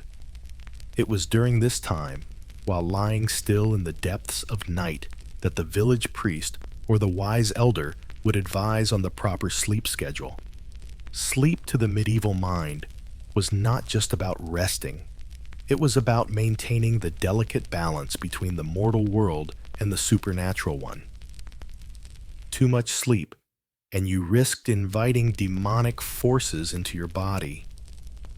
Too little, and you were seen as spiritually compromised, as if the restless mind was being tormented by dark forces beyond your control.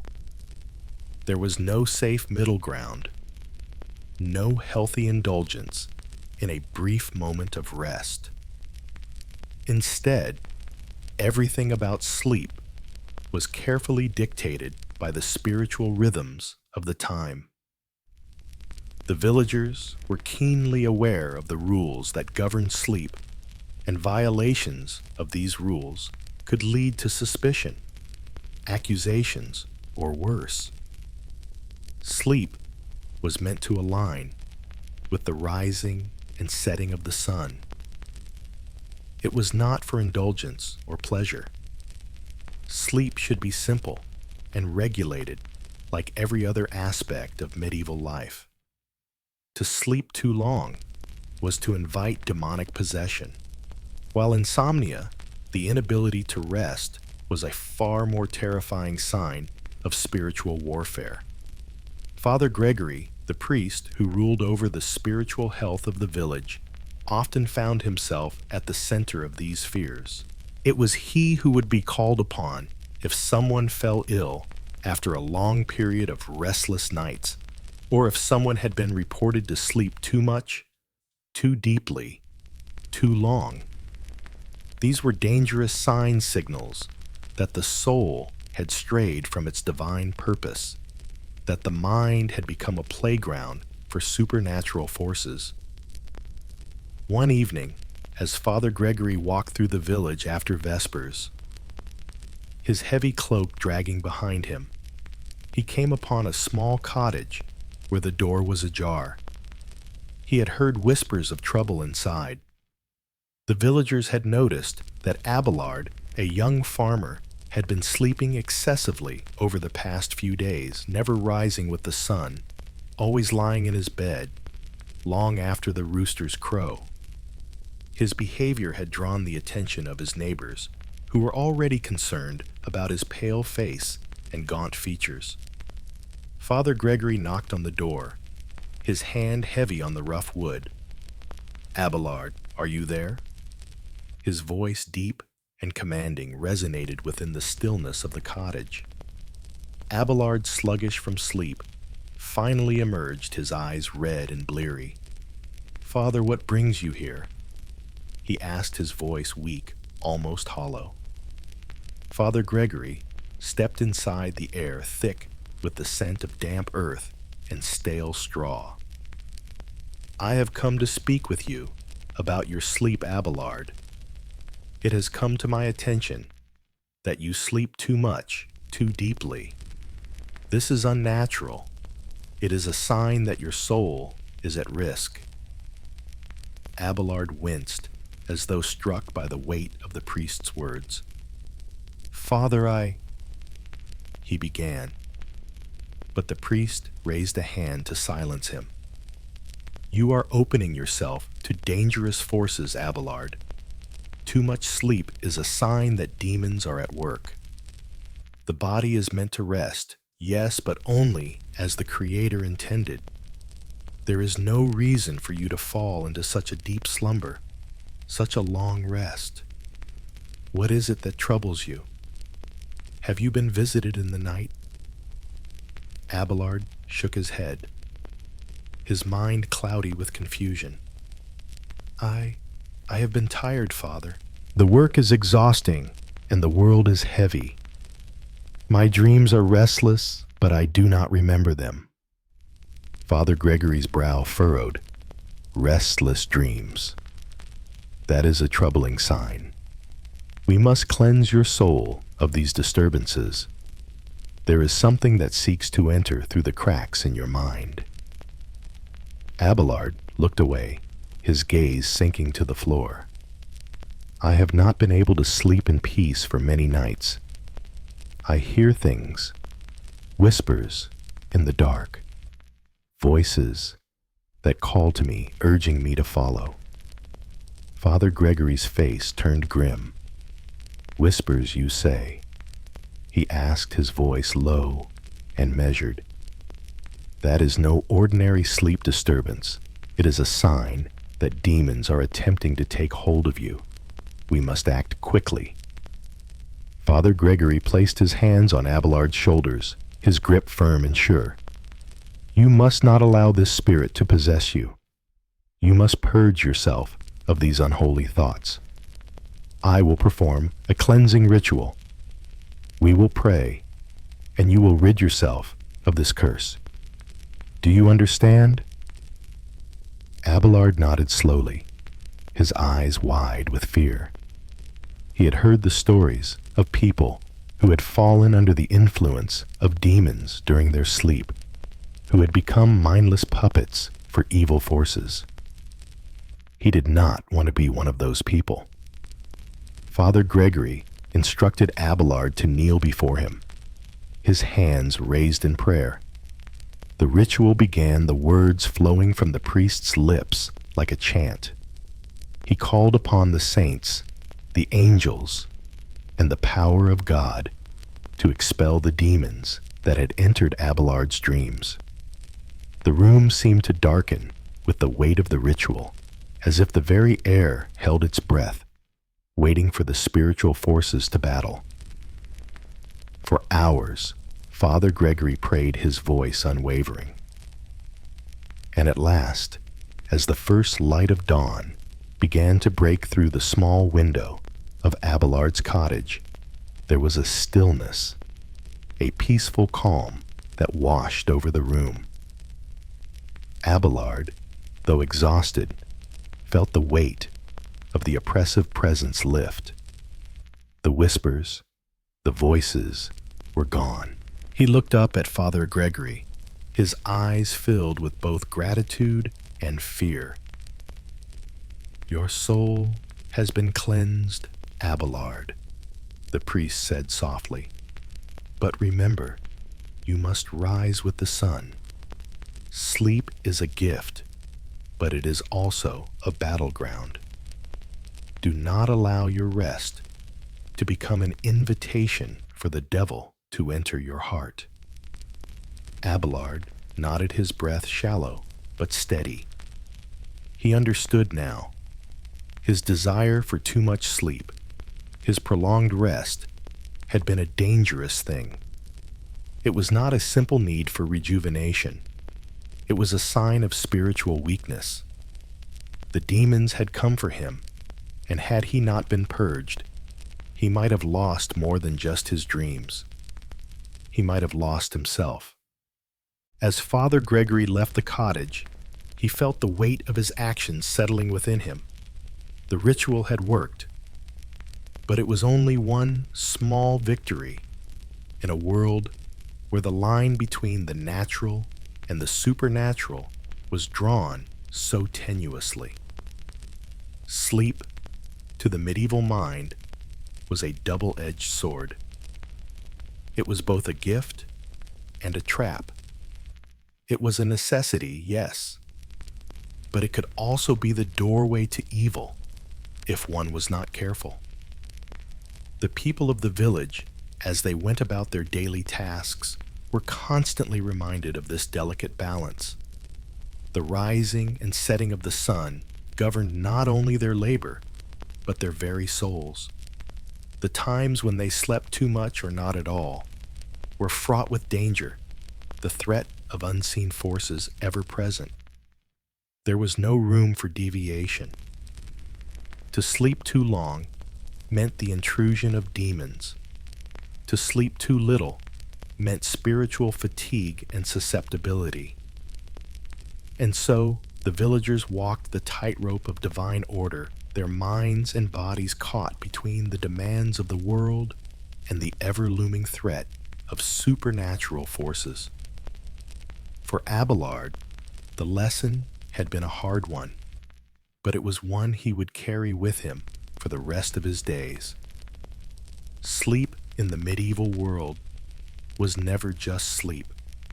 It was always a spiritual battle, a struggle for control over the body and soul, a fight that continued silently every night when the rest of the world lay in slumber.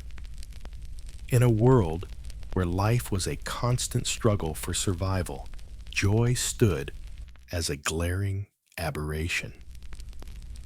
The medieval world was not one for comfort, and certainly not one for ease. Suffering was the currency of life, and misery, with its heavy hand, shaped the very contours of existence.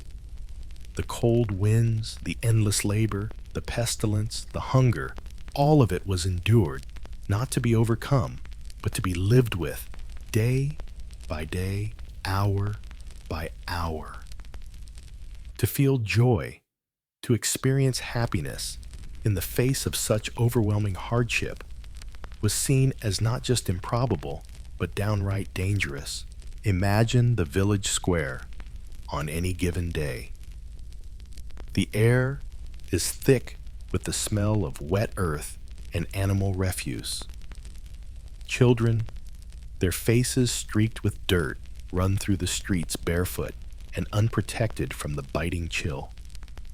Farmers toil in the fields, their backs bent from endless hours of work, beneath a sun that never shines bright enough to offer relief. Even the animals seem resigned to their existence, dragging their tired hooves through the muck, bleating, lowing, or crowing in monotone rhythms that mirror the exhaustion of the village itself. The world hums with the dull ache of survival. In this world, joy was a rare commodity, almost a foreign concept. It was the kind of emotion that could be enjoyed only in small, fleeting moments, when the weather was kind, when a child laughed for a reason unknown, or when perhaps a meal was shared in warmth and relative abundance. Yet even these brief flashes of happiness carried with them a weight of suspicion. What was the cause of this unnatural feeling?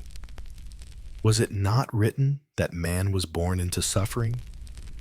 Was it not understood that the life of a Christian was meant to be one of sacrifice, penance, and toil? And yet there was always someone who dared to smile a little too widely, who laughed when the world demanded silence, who danced when the world required stillness. To those who dared to express joy, the response was swift and certain suspicion. Take, for example, the story of Margaret, a woman who lived on the outskirts of the village. She was known for her hard work, her unrelenting spirit. Every day, she would wake before the sun and work until it dipped below the horizon. But unlike most villagers, she would whistle as she worked. She would hum a tune under her breath, a light melody that seemed to echo above the heavy silence that typically blanketed the village. Sometimes she even laughed, her voice ringing out through the fields. Her laughter, sweet and genuine, seemed out of place against the backdrop of hardship. And that, of course, was what made it so dangerous. Margaret's neighbors began to take notice of her strange behavior. At first, it was a whisper here and there, a remark made in passing. "Did you hear her laugh?" one woman would say. It was strange, like the birds singing out of season. "She's too happy," another might add. "There's something wrong with her." And the whispers grew, spreading like wildfire through the village. Soon the rumors began to twist, mutating into something darker. "She must be in league with the devil." One elder declared, his voice heavy with certainty. "No one is that happy in this world. It is a sign of corruption." The village priest, Father Gregory, heard the gossip, and his gaze grew cold with suspicion. He had seen this kind of thing before in other villages. Joy in his mind was not a gift. It was a temptation, a snare laid by the devil to lead the faithful astray. For joy to appear in a world so steeped in suffering could only mean one thing: that the person experiencing it had abandoned the path of righteousness, had opened themselves to the dark influences that sought to lure men and women away from God's will. And so, one day, Father Gregory visited Margaret's cottage. The village had already begun to speak of her. Her joy, her smiles, her laughter. And the priest was not one to ignore the whispers of the people. He knocked on her door, his heavy boots echoing against the cobblestones. Margaret opened it, her face glowing with warmth, her eyes shining with something the priest could not quite place. "Good morning, Father," she said, a soft smile gracing her lips. Father Gregory's gaze narrowed. "Good morning, Margaret," he replied stiffly. "I have come to speak with you about something troubling." Margaret's smile faltered slightly, but she stepped aside, motioning for him to enter. "Of course, Father. Please come in." Once inside, Father Gregory took a seat at the small wooden table near the hearth. He folded his hands in front of him, his voice heavy with authority. "Margaret, it has come to my attention that you have been behaving strangely. You have been laughing, humming, smiling.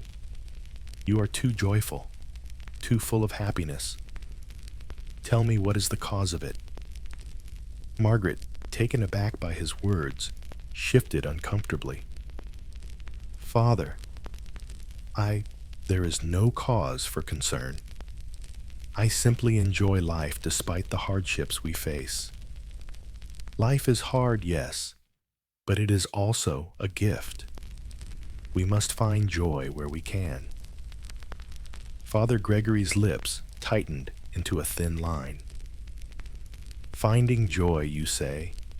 Is that what you call it?" His voice rose slightly, as though he was struggling to keep his temper in check.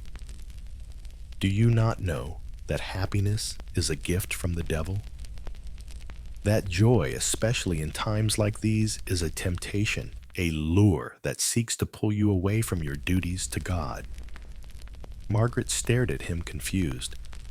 "Father, I do not understand. How can joy be a temptation? Is it not something that we are meant to feel even in the smallest moments?" Father Gregory stood up suddenly, his face flushed with anger. "You think you are above the natural order, do you? That you can simply ignore the suffering that is our lot in this world and bask in your own happiness? No. This is a sign of weakness, Margaret. This is a sign that something evil has taken hold of you. You are in league with dark forces, and if you do not renounce your ways, I will have no choice but to bring you before the village. You will be cleansed. You will be made right again." Margaret felt the weight of his words fall upon her like a crushing stone. She had never thought of her joy in such terms. She had simply laughed, simply smiled, simply allowed herself a few moments of peace in a world that often offered none. But now, standing before the priest, she understood that in this world, peace was not a right. It was a danger. The next day, the priest gathered the village elders. He called for an intervention. Margaret was to be tested. Her joy was too much to ignore, too much to allow. They would pray for her. They would cleanse her of the unholy influences that had taken root in her heart. The villagers gathered in the town square, their faces twisted with a mixture of fear and fascination. They watched as Father Gregory led Margaret to the center, his voice raised in a prayer that echoed through the square. Margaret stood there, her heart heavy with confusion. Her joy, her laughter, the very essence of who she was, had become something unnatural in the eyes of the village. It had become a mark of suspicion, a sign that she had strayed too far from the divine order. And as Father Gregory continued his chanting as the villagers gathered around her, she wondered, was it really joy that had made her different? Or was it simply the fact that she had dared to feel it at all? The event would become a turning point for Margaret, for the village, and for Father Gregory himself. The villagers, shaken by the experience, began to whisper among themselves even more. Some of them wondered if joy was really such a sin after all. Others, however, took the priest's words to heart, their fears growing stronger with each passing day. Margaret never quite recovered from the public trial. The joy that once filled her heart, that had once been her armor against the harshness of life, became something she hid away. She smiled less, laughed less, and kept her thoughts to herself. The fear of suspicion had worked its way into her soul, a permanent shadow cast over her once bright spirit. She had learned the lesson that medieval Europe taught so well: happiness was not a gift to be embraced. It was a threat to be quashed. And in the years that followed, the village would return to its usual quiet suffering, its people silently enduring the hardships of life, their hearts heavy but in line with the natural order. But Margaret, for all her efforts to blend in, would never fully be the same. Her joy had been branded as unnatural, and now, like so many others, she carried the weight of suspicion with her every waking moment. For joy in the medieval world was not a blessing. It was a red flag, a danger, an invitation for scrutiny. In the bleak and unforgiving landscape of medieval Europe, where the cold seemed to creep into every corner of life, music was a rare but treasured escape. However, it was not the kind of private indulgence that we often associate with music today. In the medieval mindset, music was never to be enjoyed in solitude. It was a communal experience, something shared in the presence of others, bound together in ritual and social necessity. To play an instrument alone, to hum a tune while working in the fields, or to listen to music without the company of others was not just a sign of isolation. It was a spiritual transgression. It was an invitation for demons to slip inside a gateway through which the soul could be possessed. The medieval worldview was one steeped in the belief that everything had a purpose. Everything was connected to the divine order. Music, for all its beauty, was no exception. It had a place in the public square in the church, at celebrations, or during collective prayer. It was a means of connecting with others, of raising one's voice in unison or offering praise to God. But the moment music was experienced in private, it was seen as dangerous, as a solitary pleasure that opened the door to unseen forces beyond the control of the individual. Imagine for a moment the quiet stillness of a village after the sun has set. The streets are dimly lit by flickering torches, casting long shadows across the narrow cobblestones. The villagers are settling in for the night, the heavy exhaustion of a day spent laboring in the fields weighing on their limbs. The soft hum of distant chatter and the occasional clink of metal echo in the cold air.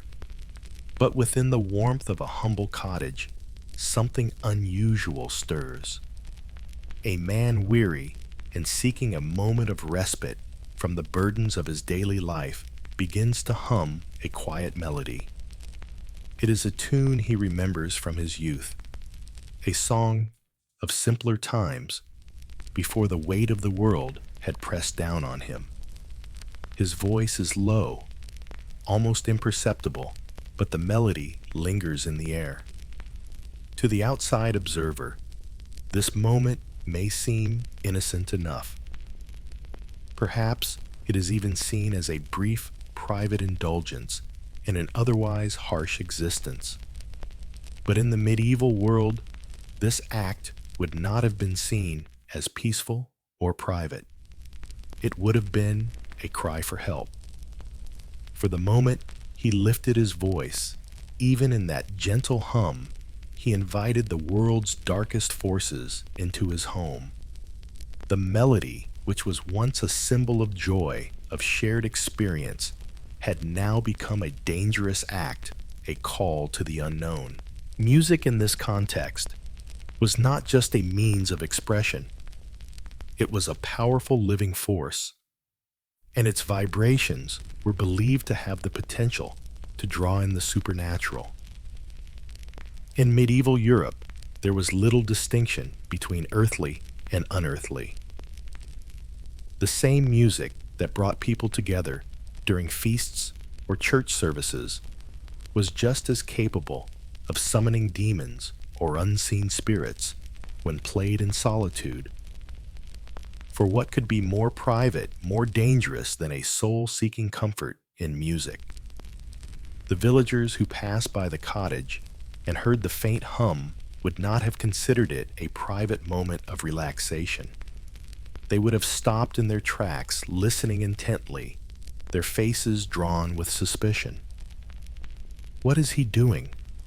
they might have whispered. "Does he not know what he invites when he sings alone?" The question would have been asked in hushed tones, but it would have been clear the man was not simply humming a song.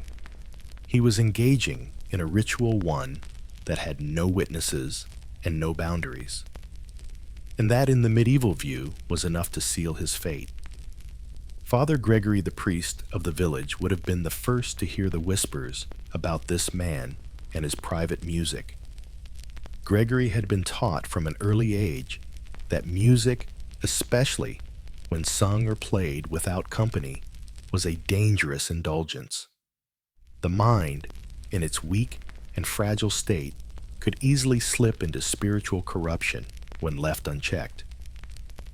And the temptation of music, of sound, was one that could unmoor the soul from the safety of the earthly realm, pulling it into realms unknown, into the grasp of evil forces.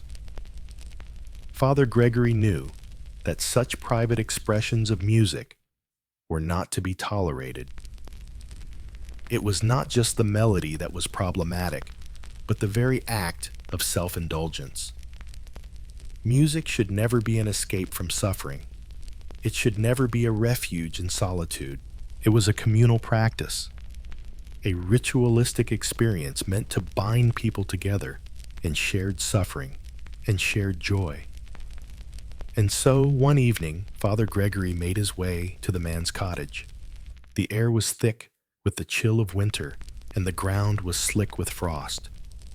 He could hear the faint strains of music from inside echoing through the thin walls.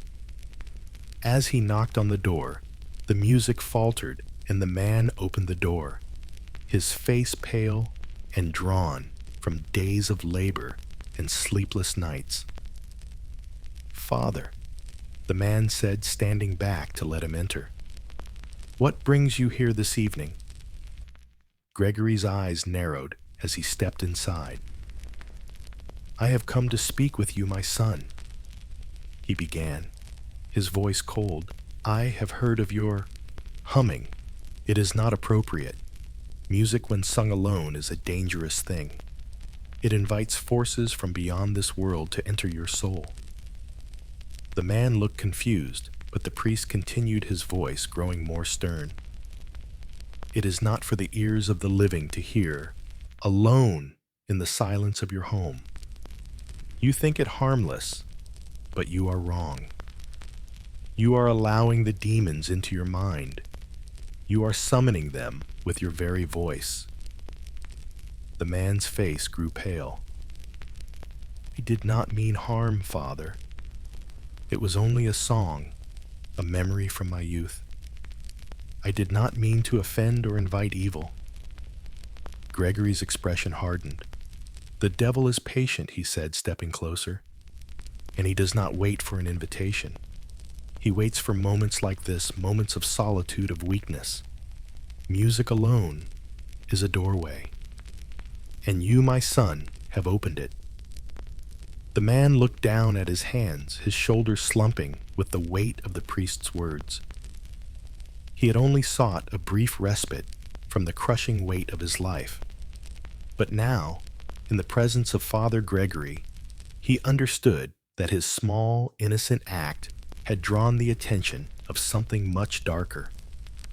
The warmth of the fire, the quiet of his own mind, had all become dangerous. In this world, there was no room for private comfort, for solitude. There was only the collective suffering that bound the village together, and the music that accompanied it. Gregory placed a hand on the man's shoulder. "You must renounce this music," he said softly. "You must cleanse your soul of this temptation. We will pray together, and we will drive the demons from you. You will be saved, but you must never again give in to the desire to sing alone, to indulge in music for yourself." The man nodded slowly, fear creeping into his chest. He knew that he was not the only one who had sought comfort in music and solitary pleasures. There were others, surely, who had felt the same temptation. But to be caught, to be marked by the priest's intervention, was a fate he could not bear. And so the man joined Father Gregory in prayer, his voice trembling as he repeated the words of the priest's chant. He prayed for forgiveness, for protection, for release from the evil that had entered his home. The music, once a source of solace, had now become his greatest enemy. Outside the cottage, the village was silent, save for the distant howl of the wind and the low murmur of voices. No one would know what had transpired inside. The man's private struggle had remained hidden from the world, but the suspicion lingered. The villagers would continue to wonder, whispering behind closed doors. And the next time they heard a faint tune, they would remember the danger it carried. For in the medieval world, music, like every other act of personal indulgence, was never innocent. It was always a reflection of something far more sinister, something that had no place in the everyday humble life of a peasant. Music, in the eyes of the medieval world, was not a simple pleasure. It was a force, a dangerous one, capable of unearthing the deepest fears, desires, and darkest temptations of the soul. And for those who dared to experience it alone, the consequences were far greater than the fleeting joy it brought. It could cost them their very souls. The fall of night in medieval Europe was not merely the dimming of the sky, but the beginning of a transformation. A shift from the familiar, orderly world of daylight into a realm where the rules of nature no longer applied. As the sun sank beneath the horizon and the darkness spread across the land, the village once alive with the sounds of daily labor fell silent. The once bustling streets now became eerie, empty pathways, and the flickering of oil lamps was the only sign of life in a world now ruled by shadows. In the medieval mind, night was more than just a time for rest. It was a perilous period, a liminal space where the boundaries between the human world and the supernatural thinned. With the absence of daylight, the veil between the living and the dead, between good and evil, was believed to grow dangerously thin. Demon spirits and all manner of unseen forces were thought to roam freely under the cover of night, waiting for the unwary to stumble into their grasp. It was a time when the supernatural seemed to stretch its long ethereal fingers into the lives of the living. The village was not simply a collection of homes. It was a place under constant siege, not by marauding bands or wild beasts, but by the very forces of darkness itself. To be caught outside after dark, to venture alone into the night, was a grave risk. In this world, the night was not merely a time for sleep. It was a time when madness could creep in unnoticed, when the soul could be ensnared by forces beyond comprehension. Imagine walking through the village square, late in the evening, the air thick with the chill of impending winter. The lamplights cast faint pools of light on the ground, offering little comfort against the overwhelming darkness that surrounded you. The village, once vibrant, now seems unnaturally still. Even the sound of footsteps, once a common accompaniment to everyday life, now feels foreign and unsettling, echoing unnervingly in the empty streets. You, a villager accustomed to the rhythms of the day, now feel the weight of the night pressing in on you, as though it were a living, breathing entity.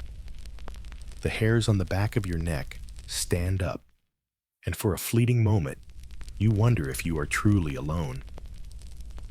It was in these quiet moments, these rare instances, when the darkness seemed to swallow the world whole, that the medieval villagers felt the first stirrings of paranoia. A single footstep at the edge of the village might be the sound of a spirit, a wandering soul from the afterlife seeking a way back into the world of the living. A shadow moving against the grain of the night could be a demon, one of many that had been set loose by the failing light. The unknown was amplified at night, and the villagers had no choice but to fear it.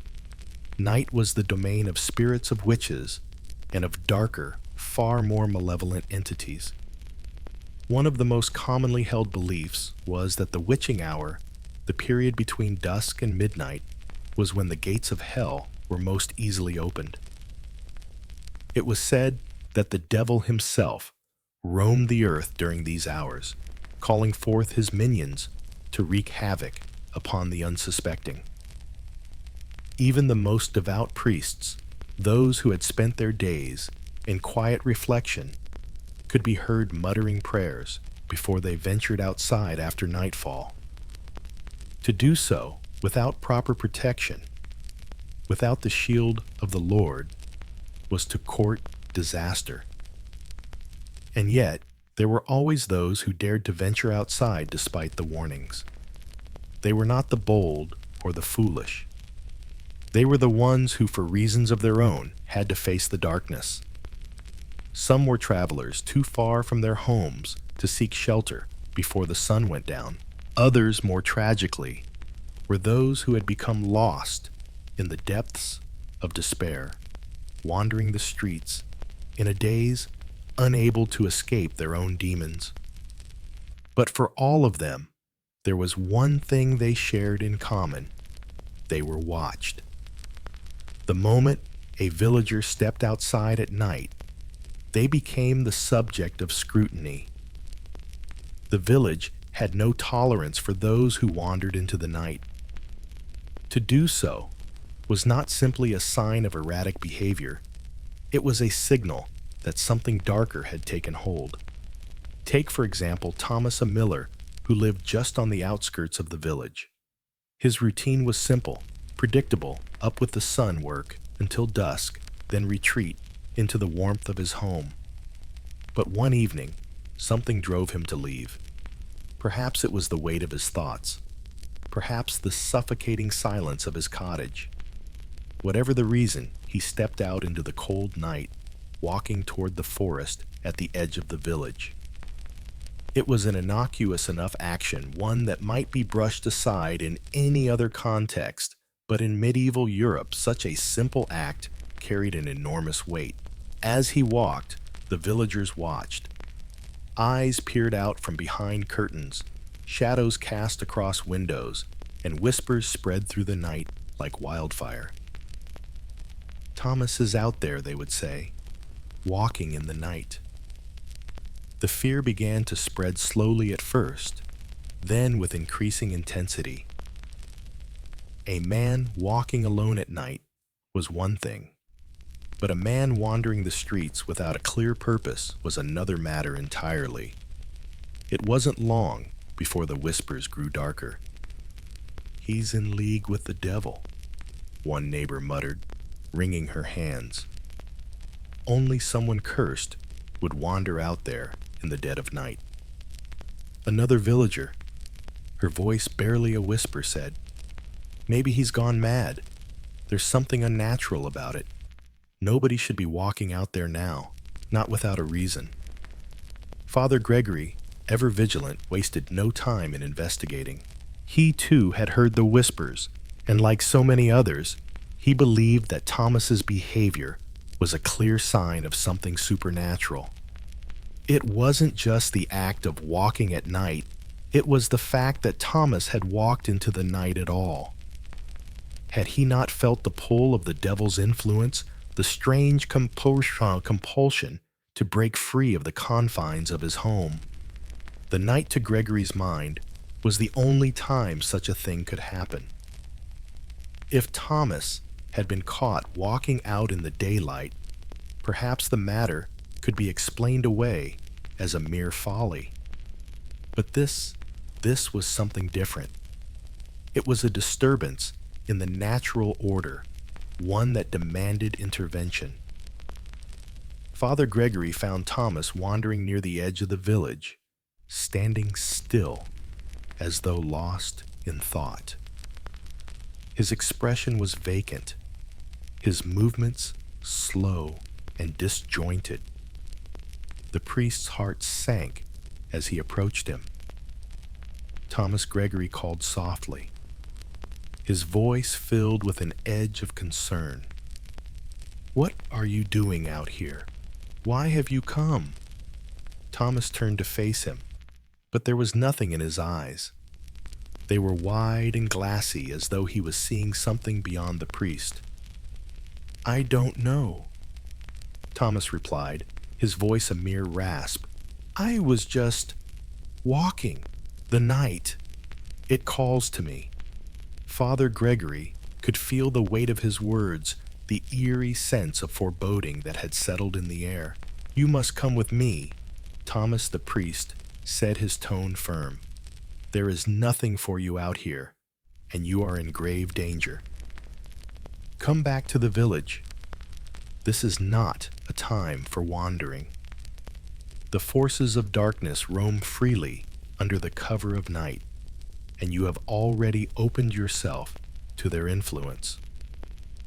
With those words, Thomas shuddered, but he did not resist as Gregory led him back to the village. The whispers had already begun. What happened to Thomas? Is he mad? Has he been touched by the devil?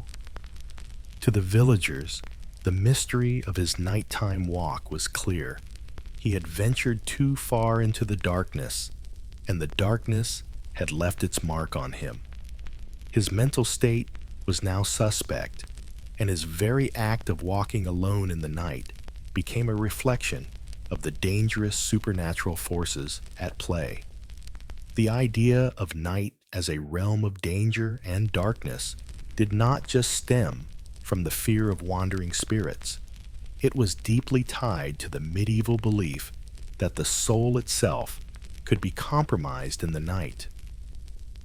The things that happened during the day, the work, the labor, the interactions could be kept within the bounds of the known world. But when night fell, it was as though the human mind became more vulnerable, more exposed to the malevolent forces that slipped through the cracks of the day. And so, as the years passed, the suspicion surrounding night became more ingrained. Those who were caught wandering alone, who broke the natural law by stepping outside under the cover of darkness, were not simply seen as outcasts. They were seen as individuals who had crossed a threshold that separated the living from the dead, the sane from the insane, the blessed from the cursed. As the shadows lengthened and the world faded into darkness each evening, the villagers of medieval Europe would say a prayer before they closed their doors. They would huddle together, secure in the light, because they knew deep down that the night was not just an absence of day. It was a time for something else, something far older and far more dangerous. For in the medieval world, night was not merely the end of the day. It was the beginning of something far worse, the eternal wandering of the soul in the company of shadows. In the medieval world, knowledge was not just a tool for personal development or a gateway to enlightenment. It was a power, a dangerous one.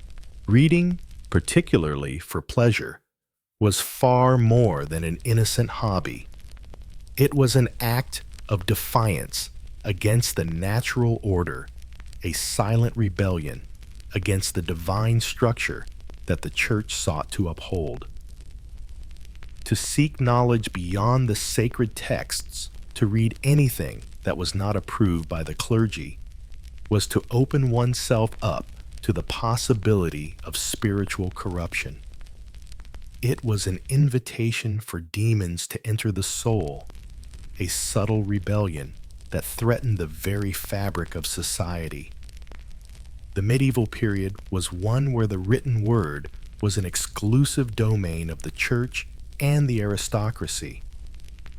The common folk had no access to books, let alone the ability to read them.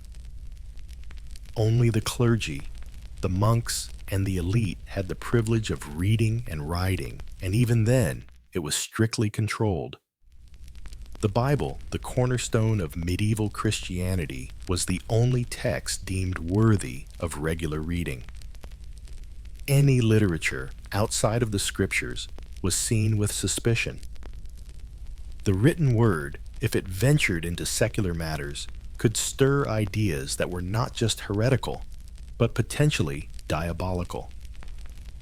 Knowledge untempered by divine doctrine was seen as the devil's playground. Imagine for a moment the life of a common peasant.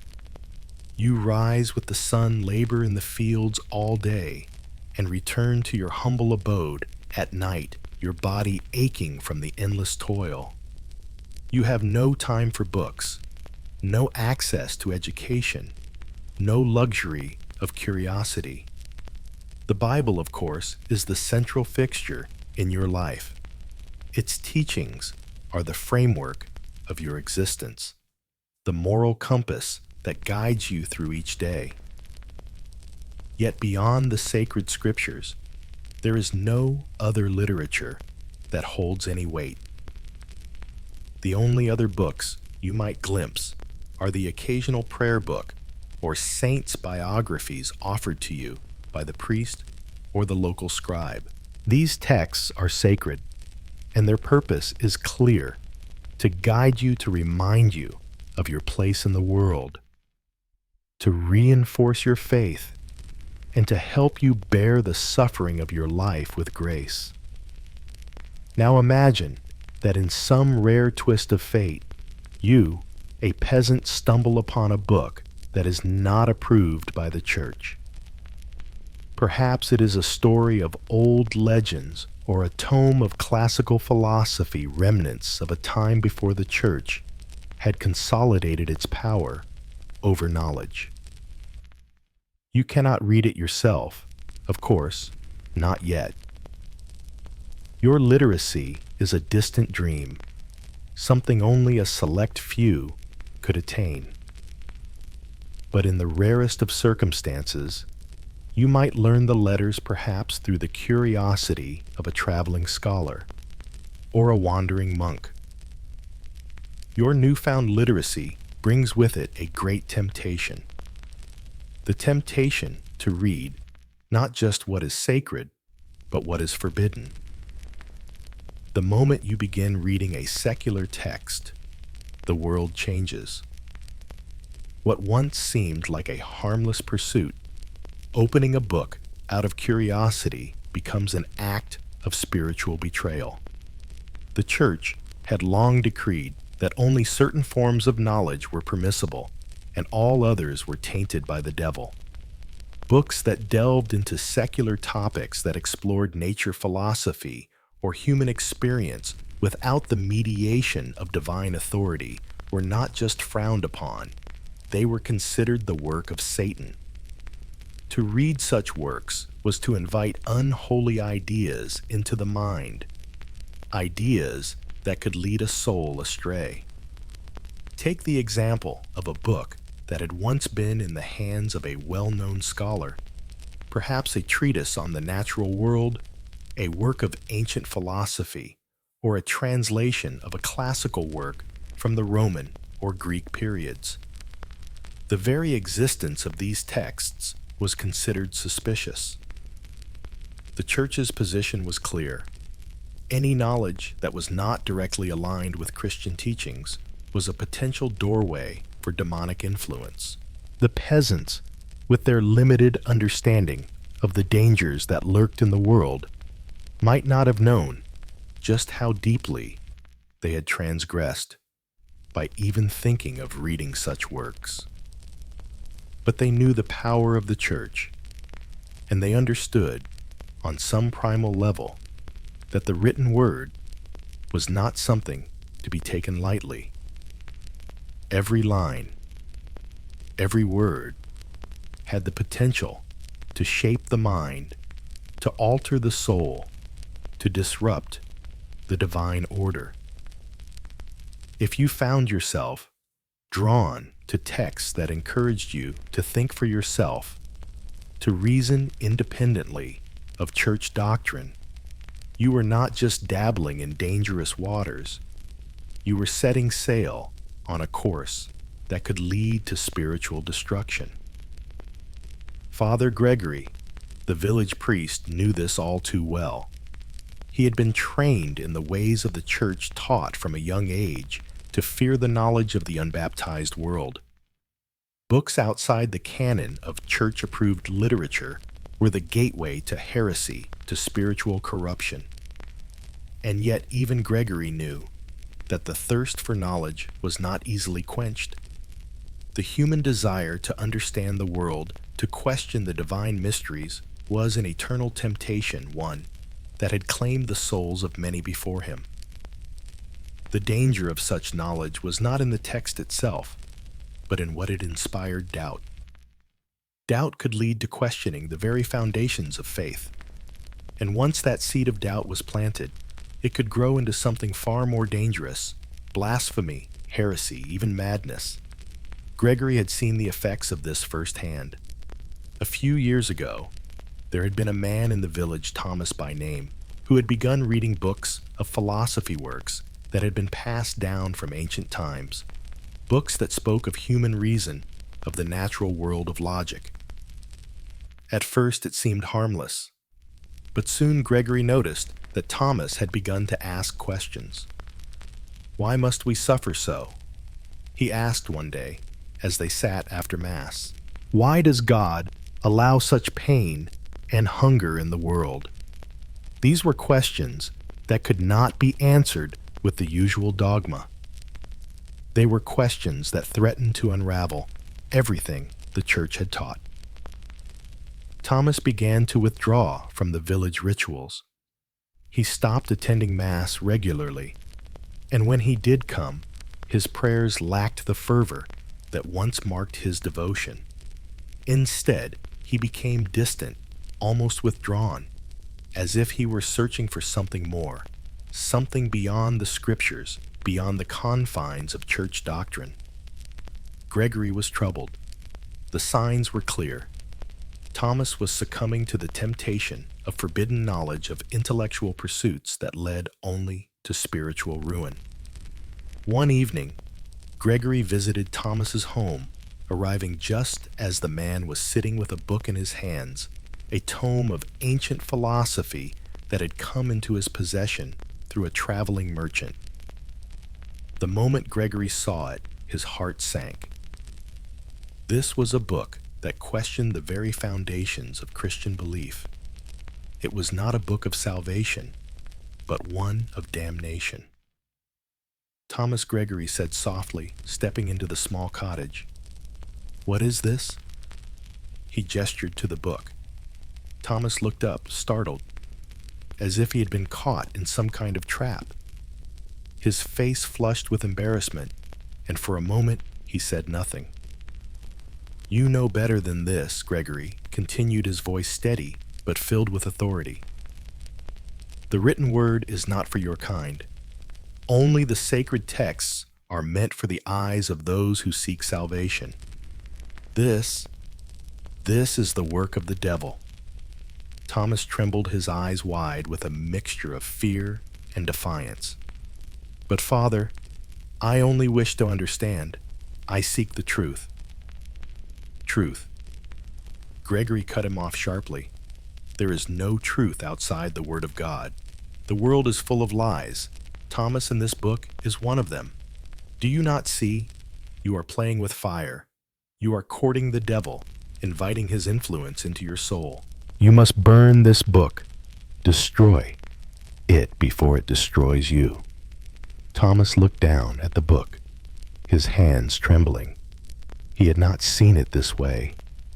It had been so tempting, so alluring, this new world of thought, of ideas, beyond what he had been taught.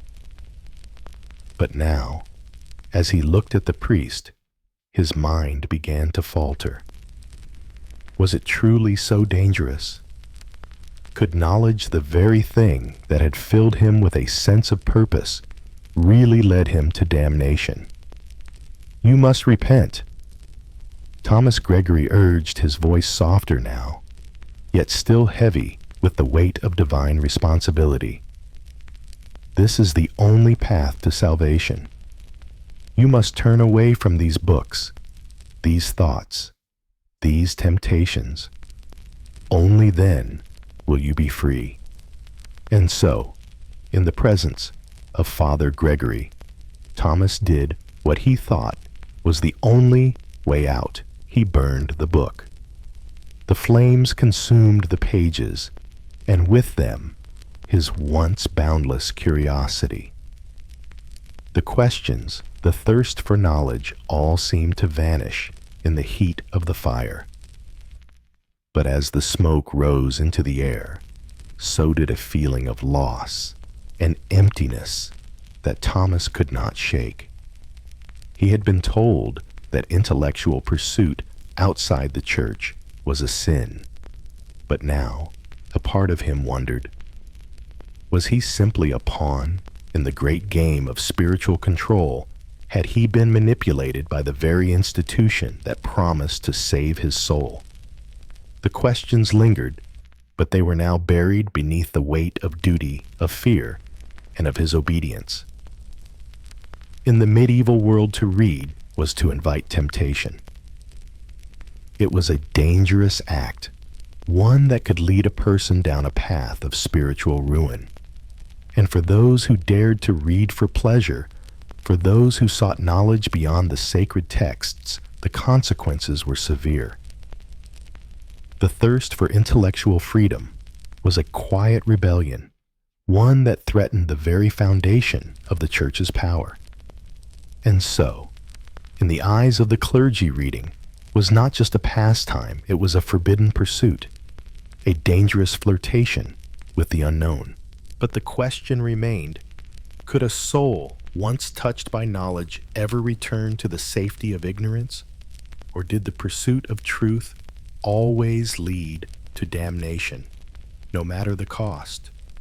As we bring tonight's journey to a close, let us pause for a moment to reflect on the world we have traversed, an intricately woven tapestry of suspicion, fear, and the eternal battle between the visible and the invisible. The medieval worldview was not simply a way of seeing the world, it was a way of living within it. Every action, every gesture, every fleeting thought was fraught with meaning, laden with the weight of spiritual consequence. To be human in medieval Europe was to live under a constant cloud of uncertainty, where the boundaries of the known world were always shifting, and where every moment, no matter how ordinary, could in the eyes of the people carry the possibility of extraordinary danger. Daydreaming, a natural and harmless diversion in modern life, was seen as a direct invitation for demonic forces to take root within the mind. Talking to oneself, an act of private reflection, or a necessary method for problem solving, was regarded with the deepest suspicion, a telltale sign of someone communing with the supernatural. And even the purest expressions of joy, laughter, crying, or even the simple wish to be left alone could brand someone as spiritually compromised, an unwitting participant in a game far larger than they could possibly understand.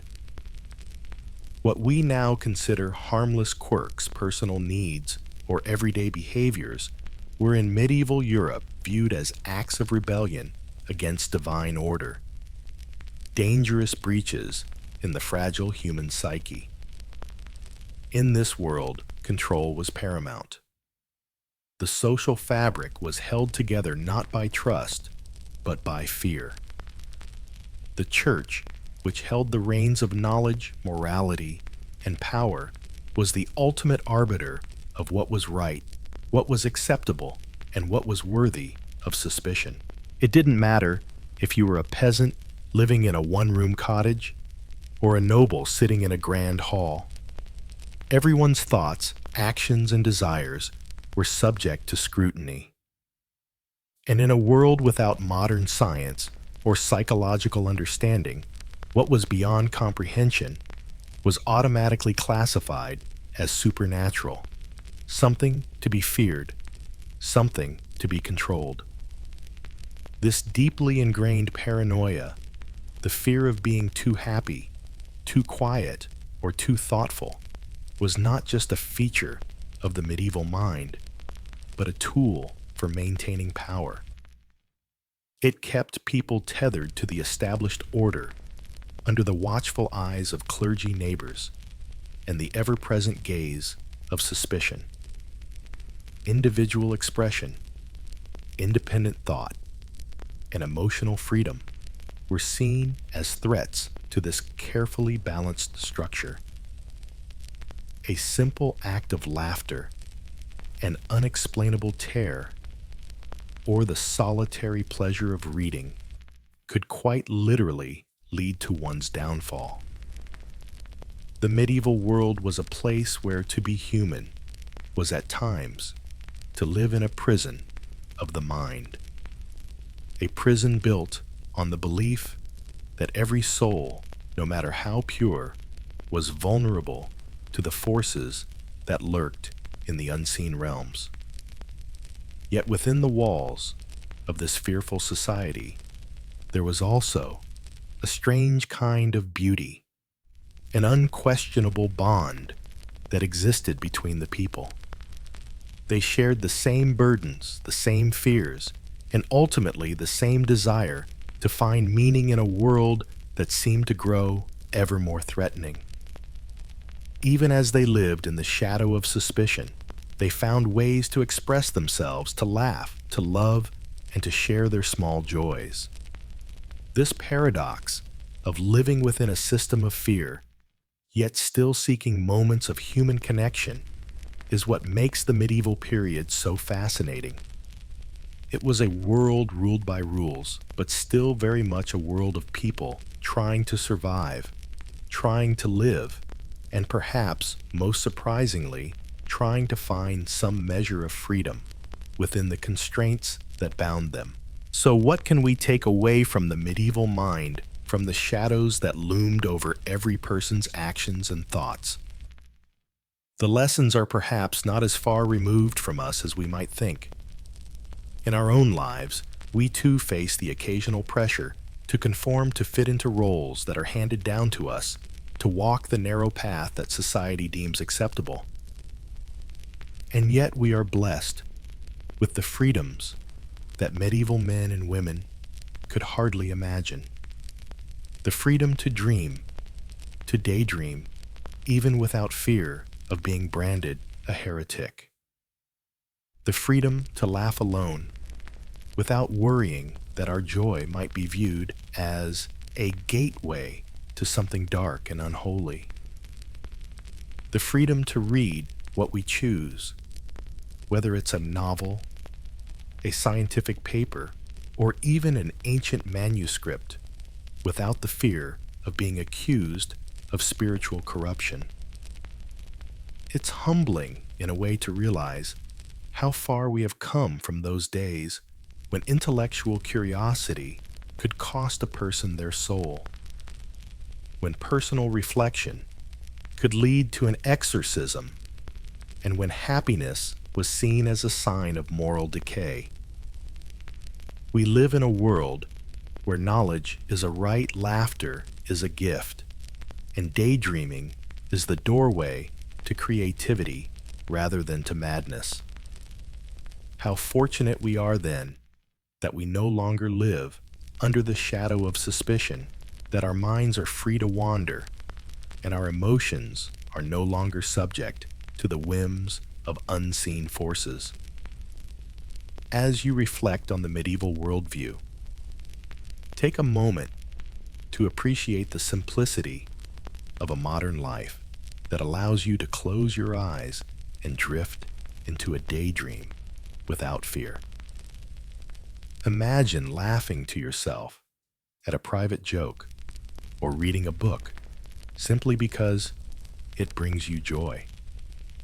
These things, once considered dangerous, are now our right, our privilege, and our solace.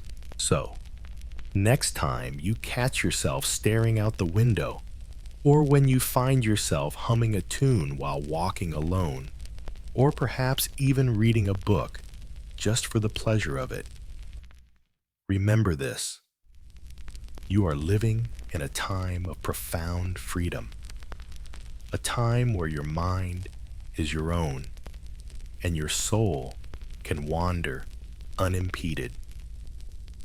And with that, my friends, I encourage you to celebrate that freedom, laugh, loudly read, voraciously, and yes, by all means, daydream without fear. In a world that once sought to trap the human spirit, we have broken free. Let us enjoy that liberation to its fullest, for in the end, the ability to express ourselves freely is the greatest gift of all. Good night, and may your dreams be your own.